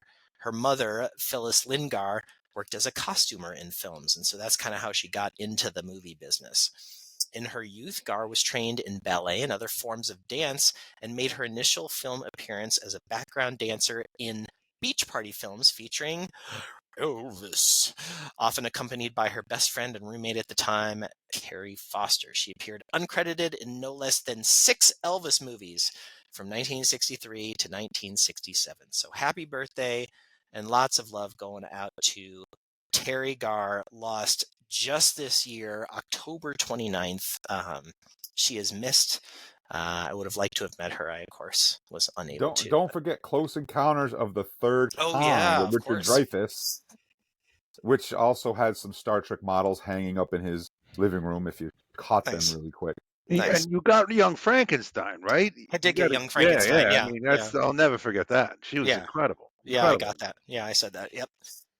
So that does it for our remembrances this week, guys. And so I'm going to pass my flaming birthday candle over to Charles. Eric. I got a list to go. So let's start out the happy birthday to Leon Russum, actor who played Commander-in-Chief named Bill in Star Trek VI, The Undiscovered Country, and Vice Admiral Todman in Star Trek Deep Space Nine's 3rd season episode, The Die Is. Happy birthday to Michael Nuri, actress who played Saran, also known as Ariv in Star Trek Enterprise's 4th season episode, The Forge. Happy birthday to George De La Penta, actor who played Solace in Star Trek Next Generation 1st season episode, The Arsenal of Freedom. Happy birthday to Toby Huss, actress who voiced Admiral Malilus in Star Trek Lower Deck 5th season episode, The Best Erotic Manite Hotel. Happy birthday to Finulia Flanagan, an Irish actor who appeared as Juliana Tainer in Star Trek's Next Generation 7th season episode Inheritance. Helena Tandro in Star Trek Deep Space Nine's 1st season episode Dax, and Valar in Star Trek Enterprise's 1st season episode Fallen Hero. Happy birthday to Natalie Lacote, actor who played Lieutenant Gallo in the 5th season Star Trek Discovery episode. series. Happy birthday to Darlene Tarr, actress who played the Tantra in Star Trek Deep Space Nine, second season episode Armageddon Game. Happy birthday to Claudia Jurt, is a Swiss-Canadian actress who played Zakari in Star Trek Discovery's fourth-season episode All In. Last on my list, happy birthday to Melissa Roxburgh, the actress who plays Sai in Star Trek Beyond. And I'm going to play this flaming but burning down candle over to Paul. Thank you, Charles. Appreciate it, sir. Let's give a big resounding happy birthday to the lovely Terry Hatcher, who we all know, who's an actress who played B.G. Robinson in the Next Generation second season episode The Outrageous Okona, which has been getting a lot of reviewing lately, thanks to that character's appearance on other arms of the franchise. Happy birthday also to Rachel Ancheril, actress who played Commander D. Non in Star Trek Discovery. And a very sentimental and heartfelt happy birthday goes out to a good friend of the show, Stacey Abrams, American politician from Georgia, who made a guest appearance as President of the United Earth in Star Trek Discovery's fourth season episode, Coming Home. That's like Emperor of the Known Universe in Dune, essentially, right? I mean, the top banana of the whole Sunday. And am I not mistaken? Didn't Stacey Abrams call into the show one time and just express her She totally fondness did. for the way we have reverence for Discovery? I thought that was like I was like, what is happening right now? Yeah. I'm just making sure because that's what I remember. But there you go. So happy birthday, Stacey Abrams. Don't give up. Yeah. Don't give up. Yep. Don't surrender. Keep being who you are, and know that there's gratitude out there. Happy birthday to Catherine Black, actress who played Una's mother in the Strange New World second season episode Ad Astra per Aspera. So there we go, expanding the Una Chin Riley family. Which, Catherine by the Black. way, we're going to review this one of these days, but if you are an Una Chin Riley fan, the new book, Star Trek Asylum, is excellent, and it is a Una story. So if you haven't had a chance to read it, I suggest reading it, and hopefully in a month or two, we'll find a time to do a book nook, and we'll review that book. It's most excellent. Is it a comic book with pictures, Eric? Like I can read? No, this is one of them novels. A real with letters and and ones with the words. Oh hell, that's gonna take a while. Yeah, I ain't good at that book learning, but I'll try for you. There's also a very excellent audiobook adaptation that I would recommend, which only runs, it's like 11 hours or something. It's not that much. I've never listened to an audiobook. I got to be honest with you. Well, that's, Charles and I extol the virtues. Yeah. I got to hear the voices in my head. Let's get together for a beer, and I'll show you how to set up Libby on your phone. I've never listened to one either, but I have to recommend Patrick Stewart's Make It So, read by the man himself. I would just read the book. I know I'd hear him in my head if I read it. I know I would. Well, the other one that's really good is A Stitch in Time, read by Garrick himself. I mean, that's one of my favorite audiobooks. I've been trying to pick that up. That's a hard book to find. It's a very difficult book to find. But the audiobook is read by him, so high secondary value. I just like seeing him on the shelf, right? You know what I'm saying? Yeah, totally. Moving on with our birthday cavalcade of nonsense. We're saying happy birthday to Hilary Shepard, who played Hoya in the Deep Space Nine fifth season episode The Ship, and later played Lauren in the sixth and seventh season episodes Statistical Probabilities and Chrysalis. Happy birthday goes out to Liam Hughes, actor who played the young Spock in the Star Trek Discovery second season episodes Brother, Light and Shadows, and If Memory Serves. So a lot of young Spock action there back in the early seasons of Discovery. So I want to go back and watch those early seasons again, especially season 1 and season 2. I think those were, for me, when the show was just really doing a lot of cool stuff. Really enjoyed that a lot. Happy birthday. Is it today? It is today. Today is our good friend Machen Amic's birthday, December 12th, actress who played the teenage form of the being known as Anya in the Next Generation second season episode, The Dauphin. Though movie and TV fans of a certain vintage are going to recognize Ms. Amick from her work in the various iterations of the Twin Peaks franchise, and amongst other work. She works a lot and has done a lot, but Twin Peaks aficionados tend to be long-lived and keep track of all these things. So a lot of stuff there, but that's definitely where she was really ubiquitous for a while. And super happy to be able to wish a happy birthday to this last person on my list. Maybe not quite yet a household name, but a household name in my household. The delightfully wonderful and talented Gabrielle Ruiz, whose birthday is also today. Happy birthday, Gabrielle Ruiz. Why am I celebrating her so enthusiastically? Well, because she is the She's actress got who voices melons. Talin. It's a family program. Be respectful to our lovely guests, Uncle Jim, regardless of their melons. But she's the one who voices Talin and a lot of other ancillary characters when in need of a paycheck on Lower Decks. And as I said earlier in the show, a Talin episode is a good episode. I think pretty much that has been proven to be true for me in these last couple seasons. Every time her character is on there and plays like a substantial part of the story or the plot, I just feel she nails it and brings the right vibe and kind of gets everybody else to kind of sing at her level, if you will. So really big fan. I know that there was supposedly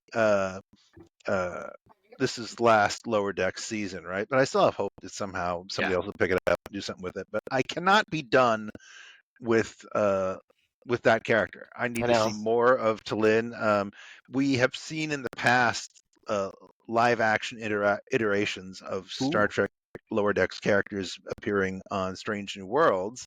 I don't know if we would see that again, but man, I'd love to see Talin do that and pull that off. And I think that would be a really cool thing. So happy birthday to all you December mavens and madmen, wherever you may be. I hope you're hoisting your favorite synthahol or regular hall and doing it up like you should. And now I'm going to take this sharpened batleth from out between my butt cheeks and pass it over to Uncle Jim. You're the one who just said family show. Yeah, I was about to say everybody wants to Said family show. I'm trying to keep you on your toes, right? If the show becomes What are the rules? if Eric, this show becomes predictable, we're sunk. Well, there is one rule: obey all rules. Yeah. Wow, that's gonna short circuit everything. No, we got to keep them wondering what's going to happen this week. Oh my God, you hear what that guy said? Holy crap! Yeah. Remember that time he brought up the gynecological chart during that episode in like late January of 25? I remember that, and it was amazing. He started talking all about like Dr. Crusher and the ghost candle. It was crazy. I never knew that we'd ever have a show like that. So good stuff. All right, Uncle Jim, the batleth is yours. Well, when I go to conventions and I wave my batleth around, everybody wants to touch it, but I don't think they're going to want to touch it anymore now that they know where it's been. Jeepers. There's not a lot of chairs here. Eric got to touch it, though. I have touched Jim's batleth, and I'm not afraid to admit it. He did. I think we have a picture of you holding it, nonetheless, don't we? Patreon subscribers, Yes, only the Patreon subscribers get to see that. Yeah. Wait, that's a whole other channel. Charles, write that down. Charles will put that up on Patreon. Okay? Oh, boy. Well, guys, I only have 2 birthdays, but I take the best because I can. So, first of all, I want to say happy birthday to Rex Holman. And you're saying, geez, Uncle Jim, who the hell is Rex Holman? And why would you do his birthday? Well, I'm about to tell you. Because Rex Holman was in what I think is one of the best Star Trek movies. And I'm not kidding either. One of, Jim? One of? Yes. If you guys have ever listened to the podcast, you know that I'm talking about Star Trek V: The Final Frontier. I truly love that movie. We had the opportunity to talk to Cybok himself. Yeah. It was great. And Rex Holman was in Star Trek V: The Final Frontier. He played John, who was the hairless, toothless dude that shows up at the beginning of the movie who's drilling for holes in the sand. But I think most people would know him from his Star Trek, the original series, third season episode, Spectre of the Gun, where he plays Morgan Earp. So happy birthday to Rex Holman. And of course, this is the coup d'etat right here The of birthday. Klingons. The one, the only, the man. The reason why I'm into Star Trek as much as I am because of him. And we want to say, Qapla! And happy birthday to Michael Dorn, Mr. Klingon himself. And I don't need to tell you about him because you already know who he is. But I remember watching TNG, the very first episode, Encounter Farpoint. And when I saw a Klingon on the bridge of the Enterprise, that was it. I was sold. They had me at Klingon. And that's all it took. I was just hooked because here's the mortal enemies of the Federation, and the dude is on the bridge of the flagship. I got to get to know this guy. And I fell in love with it, and I've been a Klingon waving my bat'leth around ever since that time. So happy birthday to Michael Dorn. And I do have to tell you Michael Dorn's story, of course. What would it be without Uncle Jim's long on the tooth stories? So I was dressed up as Michael Dorn at a Star Trek convention in Buffalo back in the early 90s. And this woman was stalking us. And it was pretty scary, actually. We get on the elevator. She gets on the elevator. We get off the elevator. She gets off the elevator. Finally, she comes up, taps me on the shoulder, and says, I know who you are. You're that guy from Star Trek. You're that Klingon guy. And I said, no, I'm not. She said, yeah. You're that Worf guy. My husband loves you. And she has me sign a picture for her husband to Bill Worf. So I've only signed one autograph in my life, and it was that one. And somewhere in Buffalo, New York, there's a dude named Bill with a picture of Worf on the wall signed by me. So maybe when Trek Talking takes off and truly is international, more people will want my autograph. But right now, the lady stalker from Buffalo is the only one who asked me for an autograph. So there you have it. Happy birthday to Michael Dorn. And without any further ado, you know what time it is now? It is time for... Priority 1 message from Starfleet coming in on secured channel. Incoming transmission. Enter authorization code. Command codes verified. Define parameters of program. Level 9 authorization required. Specify parameters. Transfer of data is complete. Blank alert. Blank alert. That's right. It's time for Star Trek news, and Eric has our first story. This is my favorite segment of the news section, which of course is Shatner says, what? Because Shatner's always got something that he's got to say that, may come out of left field. You never know. 45 years ago, William Shatner was sure that Star Trek the Motion Picture would fail. Star Trek has definitely lived long and prospered. Though the original series' late 60s run only lasted 3 seasons and was canceled due to low ratings, reruns went into syndication around the world, earning the show legions of fans who clamored for more. And on December 7th, 1979, they got Star Trek the Motion Picture, which is now celebrating its 45th anniversary. The film marked the first of several big screen adventures for Captain Kirk, Spock, and the crew of the USS Enterprise. And despite a number of problems, including a script that was not completed until production was already well underway, and mixed critical reviews when the film was released, it helped reinvigorate the franchise, leading to multiple sequels and spin-offs that have become a cultural phenomenon. When William Shatner attended the world premiere of the film, he was not exactly optimistic about its success. Seeing the completed movie for the first time, Shatner was struck by its slow pace and thought it marked the end of the Star Trek journey. He famously remarked, well, that's it. We gave it our best shot. It wasn't good, and it will never happen again. He recalled his initial reaction 15 years later and added, shows you what I know. So, originally didn't think it was going to go anywhere, but of course it has. And I think now, and like it's my personal opinion that the motion picture has achieved cult status. It's definitely one that like you either really like that movie or you really dislike that movie. And I think very few people are sort of on the fence about that. A lot of it has to do with the pacing and the fact that it's made sort of like a late 60s movie instead of a late 70s movie, given that movies like Star Wars had come out 2 years before this, and been all about the action and stuff. So now I think people find it a breath of fresh air, and when they're kind of going back to those old TOS days, everybody's watched Wrath of Khan a million times. Everybody's watched Star Trek 4 a million times. How many times have people watched the motion picture? I think it's become more interesting to people as time has gone by, and I've gotten the opportunity to see it on the big screen here in Portland, and it's pretty cool on the big screen. Like that's really the way that movie was meant to be seen. So if you can't see it on the big screen, just sit really, really close to your television and check out the new 4K director's cut because it is bomber. Or go sit in front Right, of Charles? a 70-inch screen and see it. You'll get a good. That's what I'm saying. Well, you got a Just good get real 70 inch. close. I saw, I think, like a 60 or 70-inch screen. It was gorgeous. Nice. And you know All what? right. I think, Eric, I think that it has the best opening sequence of any yeah. movie. When you start off with the theme song and all the names going by, and then we have that famous Klingon March theme song, and the beautiful, incredible Klingon battle cruisers. That lets you know right then and there what you were going to be expecting, and that Star Trek was back. It was real, and it was looking real good on the big screen. So. Yep. That opening sequence is incredible, and Mark Leonard as the Klingon commander, just awesome. Okay, Absolutely. so Charles gets our next story here. Untold story Take it of away, Charles. Emperor Giorgio to be told in Star Trek Section 31 comic book tie-in.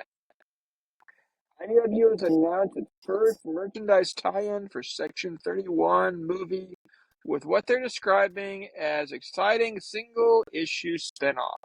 Comic book set to be released February 5th.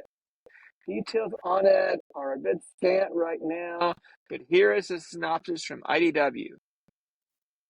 The issue features Emperor Philippa Giorgio in a brand new, precocious, and exhilarating adventure. It is possible the new comic will help fill some of the blanks, notably what has happened to Giorgio between when she was last seen traveling back in time in the 32nd century in Star Trek Discovery Season 3, and the events of the new movie set in the lost years in the early 24th century. The new book is being written by Alyssa Wong in her first Star Trek outing, coming from Star Wars, Dr. Alpha for Marvel, and Spirit World for DC. Art is being done by Megan Levins, who is working on Star Trek comics for a decade, including most recently IDW's ongoing Star Trek series. The comic is priced $5.99, and you can reserve a copy now at TFAW with a pre-order discount price of $4.19. You can also reserve a copy of the B-poster cover variant. Star Trek Section 31 will premiere Friday, January 24th, 2025, exclusively on Paramount Plus in the U.S. and international markets where service is available. If there's anything compared to what we saw with Picard, very much looking forward to this comic book, because those of us that got a chance to see the Picard prequel to the Picard series and read the novel really were ready for the series and had a good feel of what was going on before the story started. Would you agree, Eric? Well, Oh yeah, absolutely. I really like these kind of show tie-in one-shots that give you just a little bit of information about either the before or the after. And we've had a few of these in Star Trek along the way. And I'm obviously like I'm like many of you here, we're all going to get in the comics when they come out, right? So I'm definitely looking forward to this one. Hopefully we can review that Yeah. on a future Comic Corner once we get up and running fully. Well, we're going to stay with the Section 31 news right now. Michelle Yeoh gets back into action in Star Trek Section 31. Paramount Plus has unveiled the official trailer for the upcoming Star Trek spin-off movie, premiering, as Charles just said, on Friday, January 24th, 2025, which is a shame because our podcast is on Thursday, which means we have to wait a whole week unless we do a special show, but I'll deal with my co-host with that later. With Oscar award-winning Michelle Yeoh reprising her Discovery role as Emperor Philippa Georgiou. Georgiou finds herself joining a Black Ops Starfleet division on secret spies known as Section 31, along with a ragtag bunch of operatives. Craig Sweeney penned the movie, which was directed by Altunde Osami, and two served as EPs alongside Yeoh, Alex Kurtzman, Aaron Byers, Frank Circuccio, John Weber, Rod Roddenberry, and Trevor Roth. And without any further ado, hit it, David.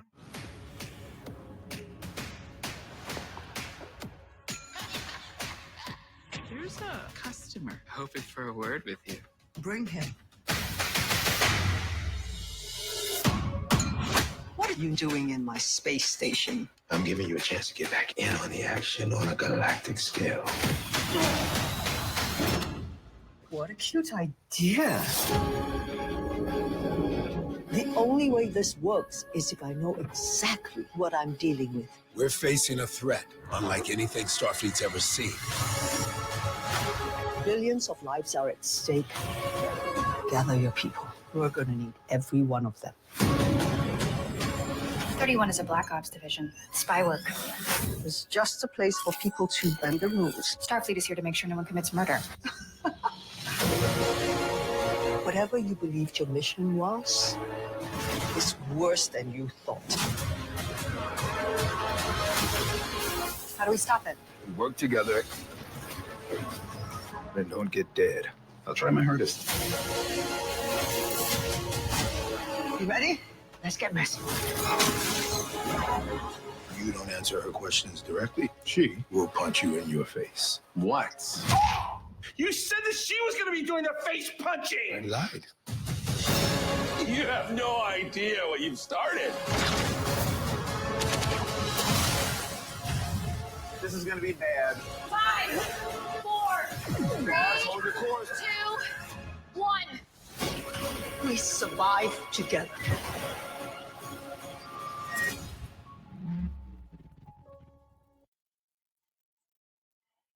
All right. Hey, so, guys, what do you think about actually physically being able to watch the video versus just hearing it? I think David did a great job of getting that up there, David. Thank you so much. Yeah, And it's really cool. I think all of the visual stuff is just really, it's going to make the podcast better. Yeah, I think it's going to really improve everything tremendously. And David is the man. I'm going to get him a box of donuts for sure. Maybe some moldy cheese. I'll send you ideas on where to get the good donuts in Portland. There we go. So Section 31, we got the comic book, and now we got the trailer, which just dropped. And I wanted to take a minute to talk about it here. So the last time, I'm a little bit confused. Maybe my co-hosts can help me out here. But in Season 2 of Discovery, end of Season 1, wasn't Georgiou invited to join Section 31 when she was given the black and silver badge by what's his face there that turned evil, whose name I can't remember. Leland. Wasn't she invited to join Leland and she was with Ash Tyler in Section 31 at the end of Season 2 of Discovery? She was part of it. That is my opinion. Was also heavy with the Discovery crew, and then when she disappeared in time, she was no longer then a part of Section 31 at that time period. So I'm thinking, and again, I might be overthinking this, but I think when Carl, a.k.a. the Guardian of Forever, sends her back where she can be more useful, I'm trying to figure out where in the Star Trek timeline does this fit in? Is this after Discovery or before? Has I mean, I don't Discovery think we know, right? has Discovery left and come to the future, and she's Didn't been we left in the mention the past? captain of the Enterprise C in one point? Yes, So we're Rachel probably Garrett. somewhere Yes, we around see Rachel Garrett Enterprise in there. C era. Right. Okay. I mean, some people on Reddit and that sort of thing have said that they feel like it's supposed to be set in the early 2330s. So Okay. whatever I'm just that is. trying to wrap my head around it. And we do get to see a Sharon in this episode, which has been a lot of people have been going crazy about that. For you people that don't know, that was the half black, half white race that we saw on TOS that was supposedly wiped out. But again, who's to say that some of them didn't get off the planet? We know a lot of Vulcans got off of Vulcan before it was destroyed. So this character that we see could just be one of them that escaped the devastation. We don't really know. We don't have a lot. This trailer doesn't really give us a lot of information. We do know that Michelle Yeoh is going to be kicking some serious ass, which she does the best. When she kicks Lorca in the face and he's standing behind her in season 1, I always am amazed with that. But we don't really know a lot about this. The trailer doesn't show us a lot. We do know from the teaser trailer, though, that there is going to be a lot of stuff with young Giorgio. And if you guys remember in Discovery, when she goes back in time with Carl, she has a lot of emotions about sacrificing, we don't know if she sacrificed him, but I think it's her son, maybe. They don't really tell you who it is, but she has regrets about what happened to either her son or her brother, somebody in the past. And one of the early trailers that we saw last year, they showed her as young Giorgio with the blood on her boot. So I'm hoping that maybe they explore her background a little bit more, which I think they will. But it was a weird looking space station too. It didn't look like Deep Space Nine. It was a weird looking station. And I can't really say too much about it because they didn't show us much. But I am looking forward to it. I really, really am. Last time we saw Giorgio in Section 31, she was preventing the Klingon Empire from crumbling when Coleshaw tried to take over from L'Rell and Ash Tyler. And she showed up and kicked all their asses and stopped that from happening. That's the last time we saw her in action with Section 31. So, yeah, I'm looking forward to seeing what they do with this myself. And being a movie, it's got to start out, it's got to be quick, it's got to be sweet and to the point. They're not going to have a lot of time to fool around on a lot of backstory stuff. They got to get right in, get right out, and it's got to be visually stunning if it's going to keep pace with what we see in the movies today. So I'm looking forward to it. I'm hearing a lot of fans that are already, poo-pooing on it, but not me. I'm not one of them. I want to see it. I love Michelle Yeoh, and I'm looking forward to it myself. So, this is hitting what do you think, around Charles? the 2330s. This was Jean-Luc Picard in his 20s. This would be when just out of Starfleet. This is an early Star Trek. This is a little, definitely a big hole in time frame, because if I look at a timeline, 2293 is Undiscovered Country. Jean-Luc Picard is born in 2305, and the Enterprise C is destroyed in 2344. Then we hit TNG in 2364. We got a big hole in time here that we don't know much details on. It's a good filler spot to what's going on in the Earth and such at that time period.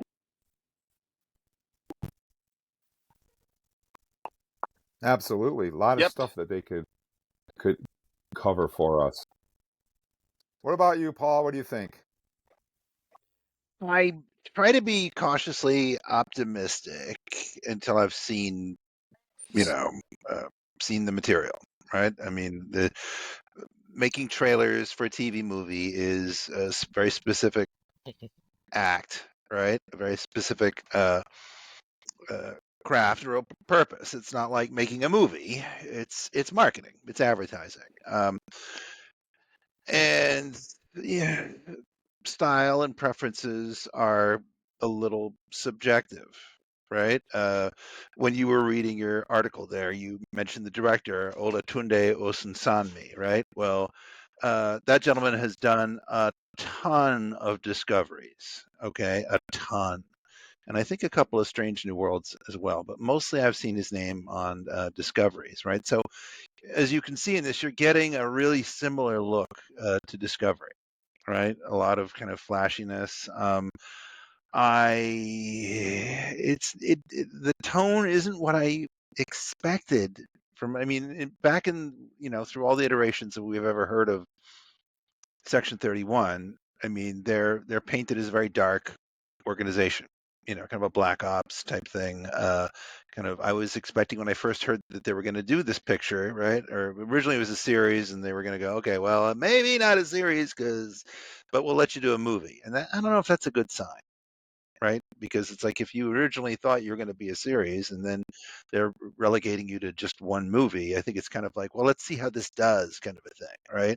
And then it's a wait and see, and they're going to give you a shot, but it doesn't project a lot of confidence, right? And I think that they're getting a little nervous in terms of like fan reaction to some of the things that they've done in the last few years. Right. So I'm hopeful it's good, but I expected something that was a lot darker, more of like a, like a Mission Impossible or a Captain America Winter Soldier, a darker conspiracy thriller kind of thing. But when, I'm getting all this flashy nightclub nonsense, right? I mean, immediately I'm back with all the nightclub nonsense that we had in the last Star Wars movie, right? Rise of Skywalker.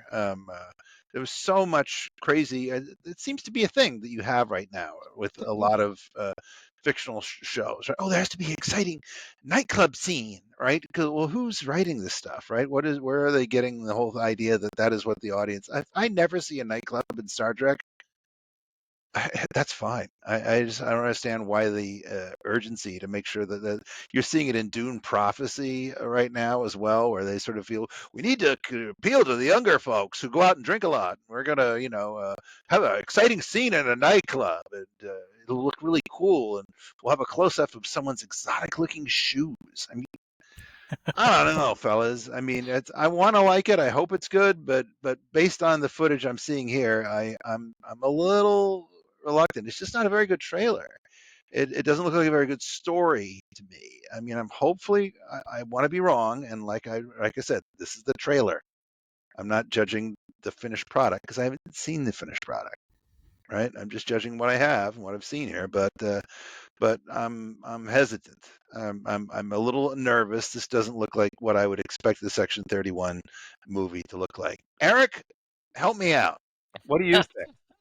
Am I an old man yelling at clouds over here? No.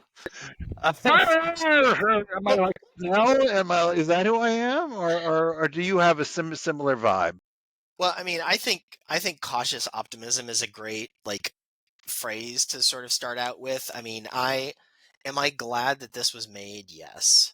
Am I glad that Michelle Yeoh is in it? Absolutely. Like, she's freaking amazing, right? And she's like at the top of her game right now too. So it's special to still have her as part of the Star Trek universe, even though she's kind of like almost even bigger than Star Trek at the moment.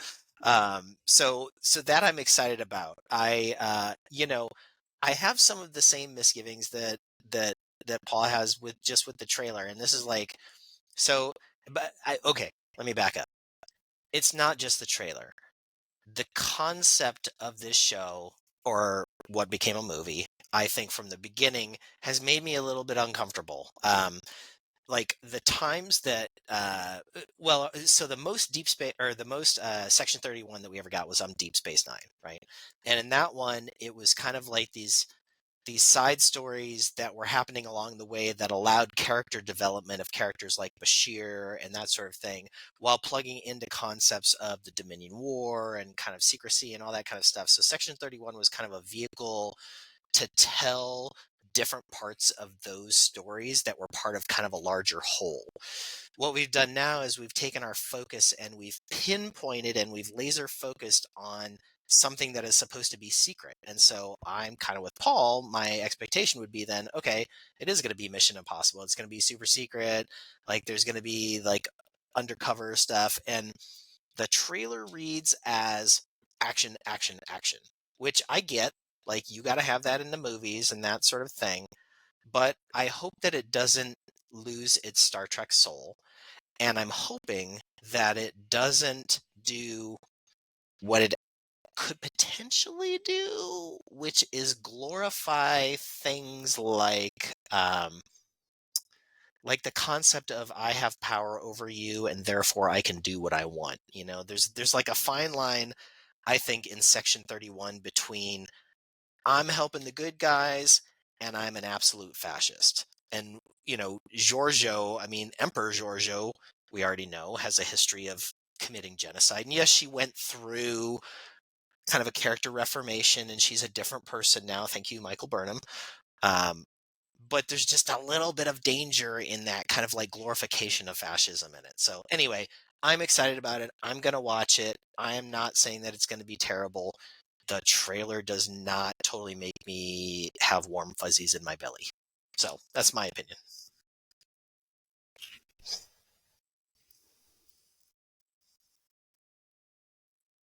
Okay, David, you get to bring up the caboose on this one, buddy. Oh. Yeah, this is the first time watching it, to be honest. It's a lot to take in. That's Wait for a minute. sure. Wait a minute. What about all the hours we spent setting this all up and getting the timing right?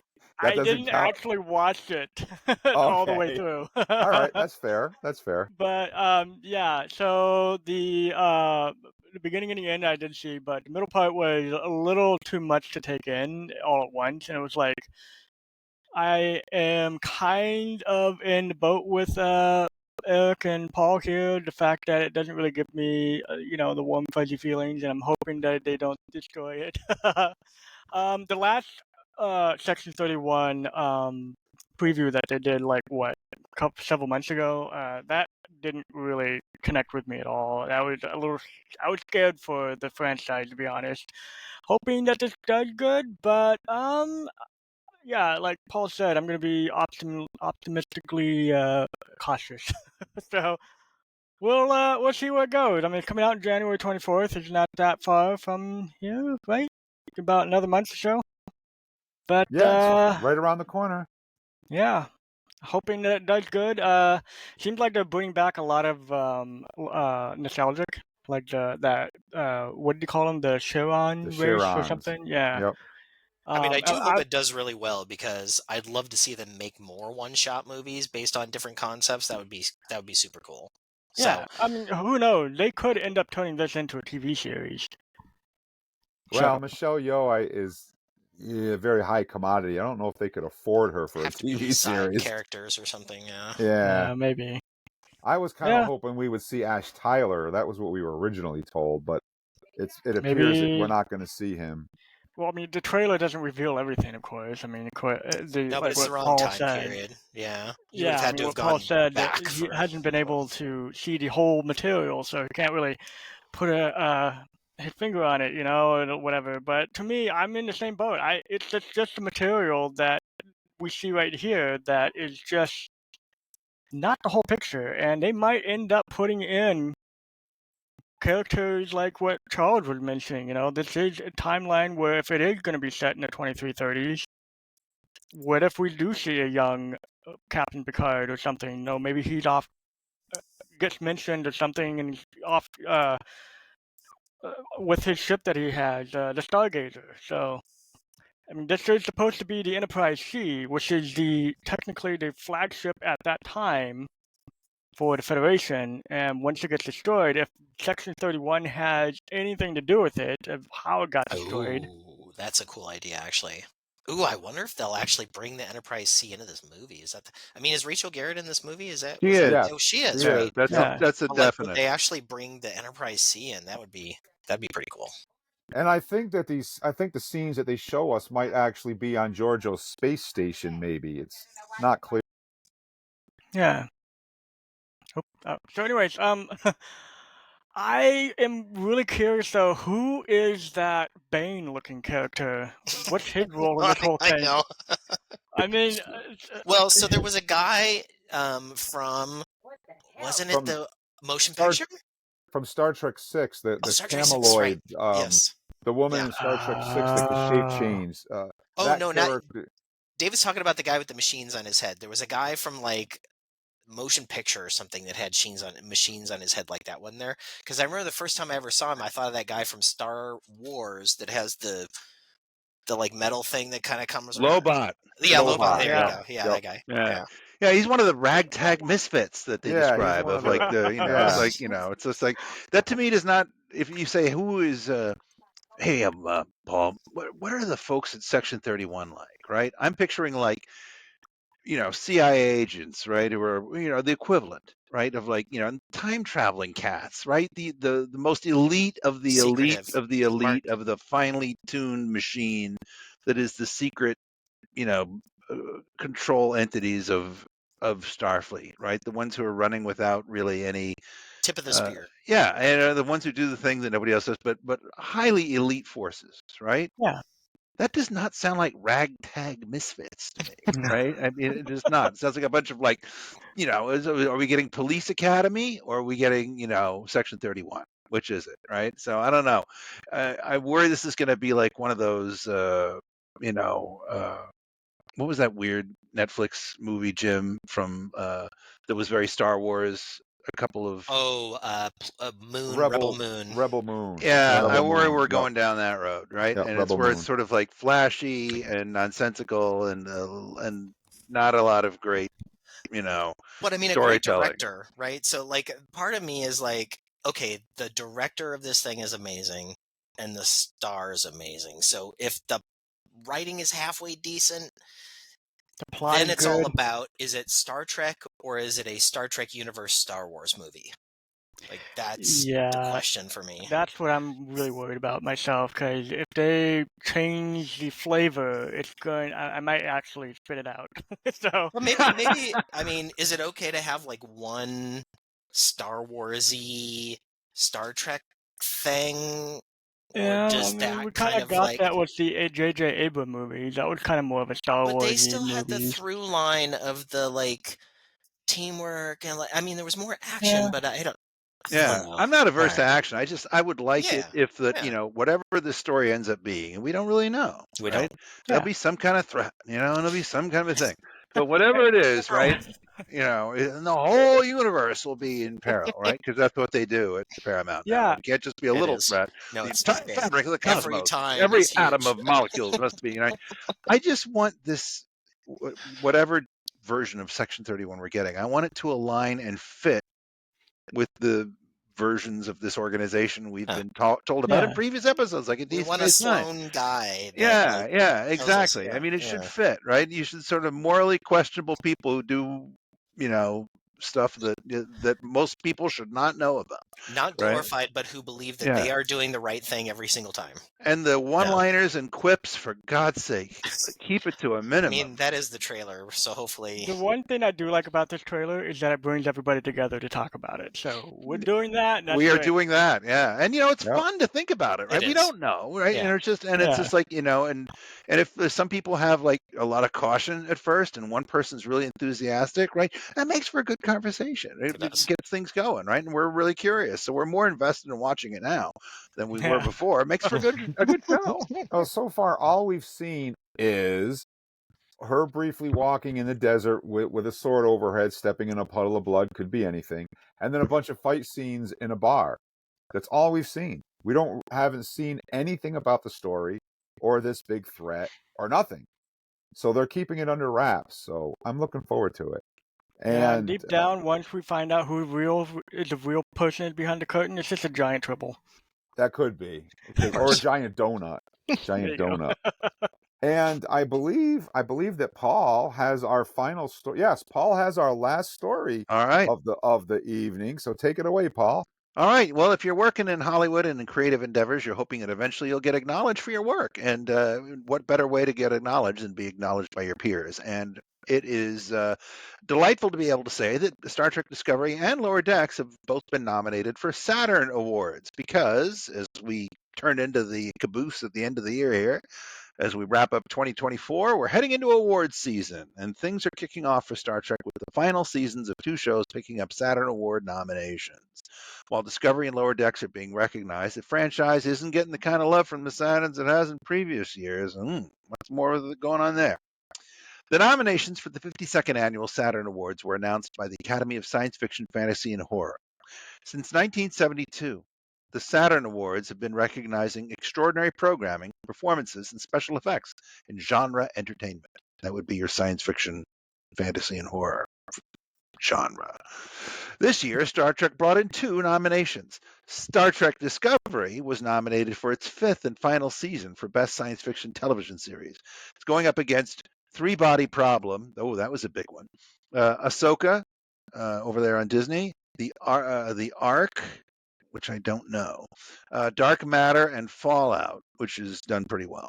Last year, the 3rd and final season of Star Trek Picard won this award because season 3 was pretty great, plus several others. All 4 previous seasons of Discovery were nominated for Best Streaming Media Television Series, and the first 2 seasons won. How about that? Now, Star Trek Lower Decks was nominated for Best Animated Television Series for its 5th and final season. Maybe final season on Paramount Plus. Maybe there'll be another season someplace else. Let's hope. All right. I'm looking at you, Dylan. It's competing with Batman Cape Crusader, Gremlins The Wild Batch, Kaiju number 8, Star Wars The Bad Batch, and X-Men 97. Snickety snick. Lower Decks was nominated last year as well, but lost out to Bad Batch. There were no other nominations for Star Trek this year. Last year, the franchise picked up 15 nominations across Picard, Lower Decks, Strange New Worlds, and Home Media. The total nominations is the fewest for the franchise during the new Paramount Plus Star Trek TV era, starting in 2018, when Discovery picked up 6 nominations for its first season, winning 2. The Saturn Awards ceremony will be held on February 2nd, 2025 at the Hilton Universal City Hotel. When in luxurious downtown Los Angeles, stay at the Hilton Universal City Hotel. It will be streamed live on Electric Entertainment's Electric Now platform. Sorry, what'd you say? Does that need batteries? Does anyone have ever heard of that? That's all I need is another streaming service. I would say no to that.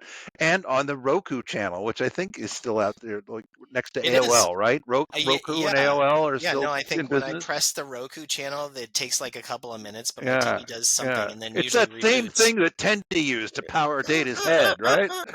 Isn't that how it works? I'm pretty sure that's sorry. Isn't it great to give me a news story? Isn't that just What's even better is seeing your face while you read it. That's my favorite part. I like this new video thing. I really do. It's and all the stuff David did, and I feel like we're hanging out in a bar together, right? Yeah, totally. We're a little looser. I think it's with fun. a Romulan ale. Yeah, I like it. So I have a serious question about this article, though.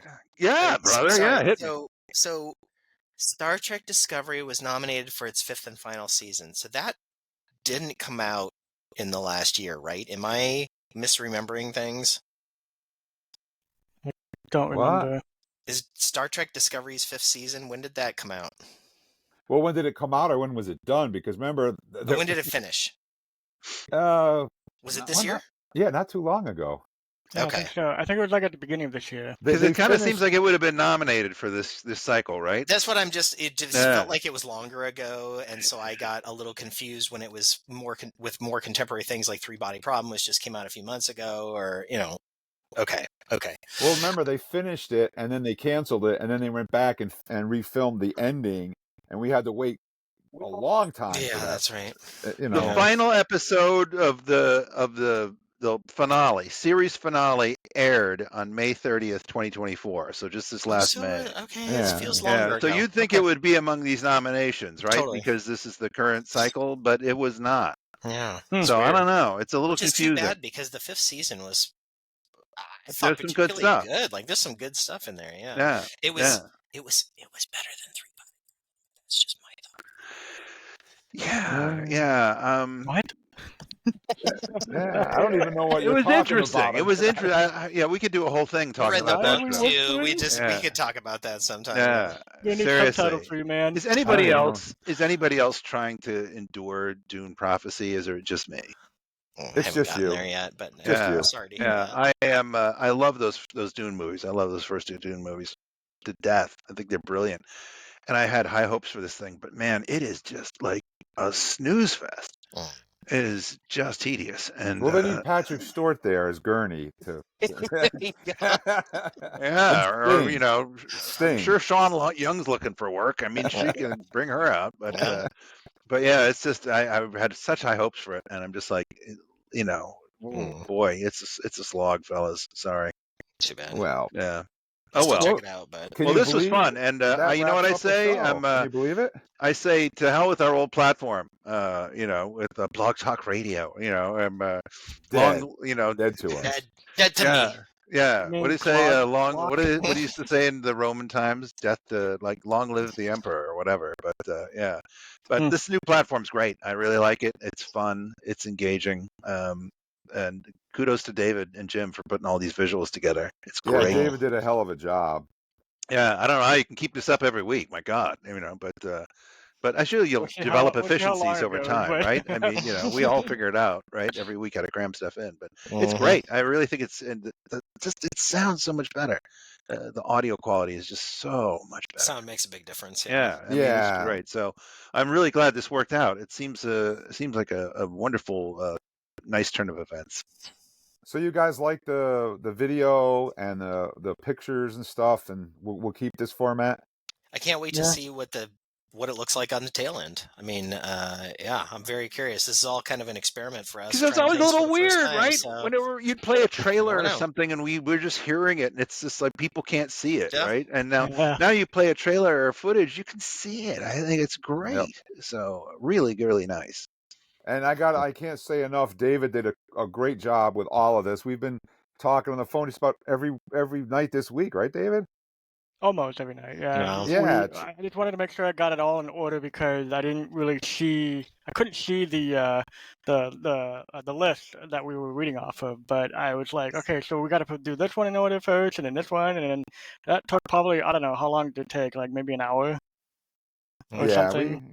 But I think it came out well, and I think we'll stick with it. I hope the fans like it. I got to tell you though, the podcast is going to come out as an audio only on Spotify and iTunes and all that stuff. The video stuff that we're filming, I'm going to have to mess around with that, set it all up, and we'll probably release that maybe on Charles's new Patreon channel when we get that set up. Maybe I'll put some snippets on YouTube, maybe. Facebook if they ever get our page fixed. I haven't decided what we're going to do with the video yet, but YouTube gets crazy hits. I mean, it's just that's just like you want to build an audience, man. YouTube is nuts. It really gets a following. So if we want to like grow back the audience we lost off of the first hit to the first Facebook group, I mean that's a quick way to do it. Yeah, so we might go to YouTube. Go to YouTube. Also, the Facebook page and the web page. I think that'll get us some interest, and the Patreon. Throw those links in there, and we get attention to all them. Yep. So we're going to keep the format. I think it worked out great, and I'm happy with it. So also, if we get any kind of block from YouTube, there's always another free speech platform where it's called Rumble. I don't know if you guys ever heard of that, but they're more open to allowing people to just post pretty much whatever they want. And it's exactly like YouTube, but it's more open for other stuff. So just in case we get, blocked from YouTube for some reason, I don't know why we would. But a lot of that stuff, a lot of it comes in copyrighted, but you're allowed to use it. I've got some stuff on my channel that is Yeah, because we're a copyrighted, review but show. it's free use because Disney's allowed use of that material. Right. Okay. So, guys, next week we're going to be talking about what's the next episode? Upper Decks. Next So week is this the outro? We're going to be talking about this is yes. It's Oh time for, boy. there we go. Oh There boy. we go. He's got to do his thing. See, David's on the ball here. You see, he's more on the ball than I am. He's got it down more pat. So next week we'll be talking about Upper Decks, and we've got some stories about a lady in New York who's been getting tickets in Long Island, matter of fact, because of her license plate. I wonder what that could be. And Captain Janeway, Kate Mulgrew herself, was rallying for some characters on Voyager, but she was overturned. And we're going to talk about that a little bit as well. And I think we have another Voyager story that we put in. Yeah, we do. We have another one that I put in there just for, well, either be Paul or Eric, about the possibility of Kate Mulgrew coming back to doing a live action Janeway story similar to what we saw with Picard. So we'll also have our fan shout outs and our Star Trek birthdays. So next week's going to be a lot of fun. And we're going to have our wonderful video by David. So we'll have our slideshows and stuff going on. So you guys definitely want to tune in for that. Make sure you check out our Facebook page and leave a message for Tim Ross. He's going to be on the 17th. So you got some time to come up with your question.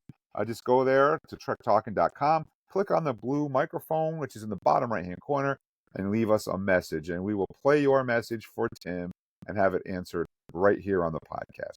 So, guys, without any further ado, I'm your most excellent host, Uncle Jim. Just letting everybody know, please stay safe and be good to each other. And always remember, Star Trek fans are the best fans. And don't go away until the 99% uploading at the top says 100. Okay, guys? Otherwise, I'll lose your video feeds, okay? So without any further ado, thank you very much. Hailing frequencies are closed. Good night, everybody. Night, y'all. Peace out, Earthers. He's not really human. He's an alien under that. Ready for departure, sir. Some problem, Riker? Just hoping this isn't the usual way our missions will go, sir. Oh, no, number one. I'm sure most will be much more interesting. Let's see what's out there. Engage.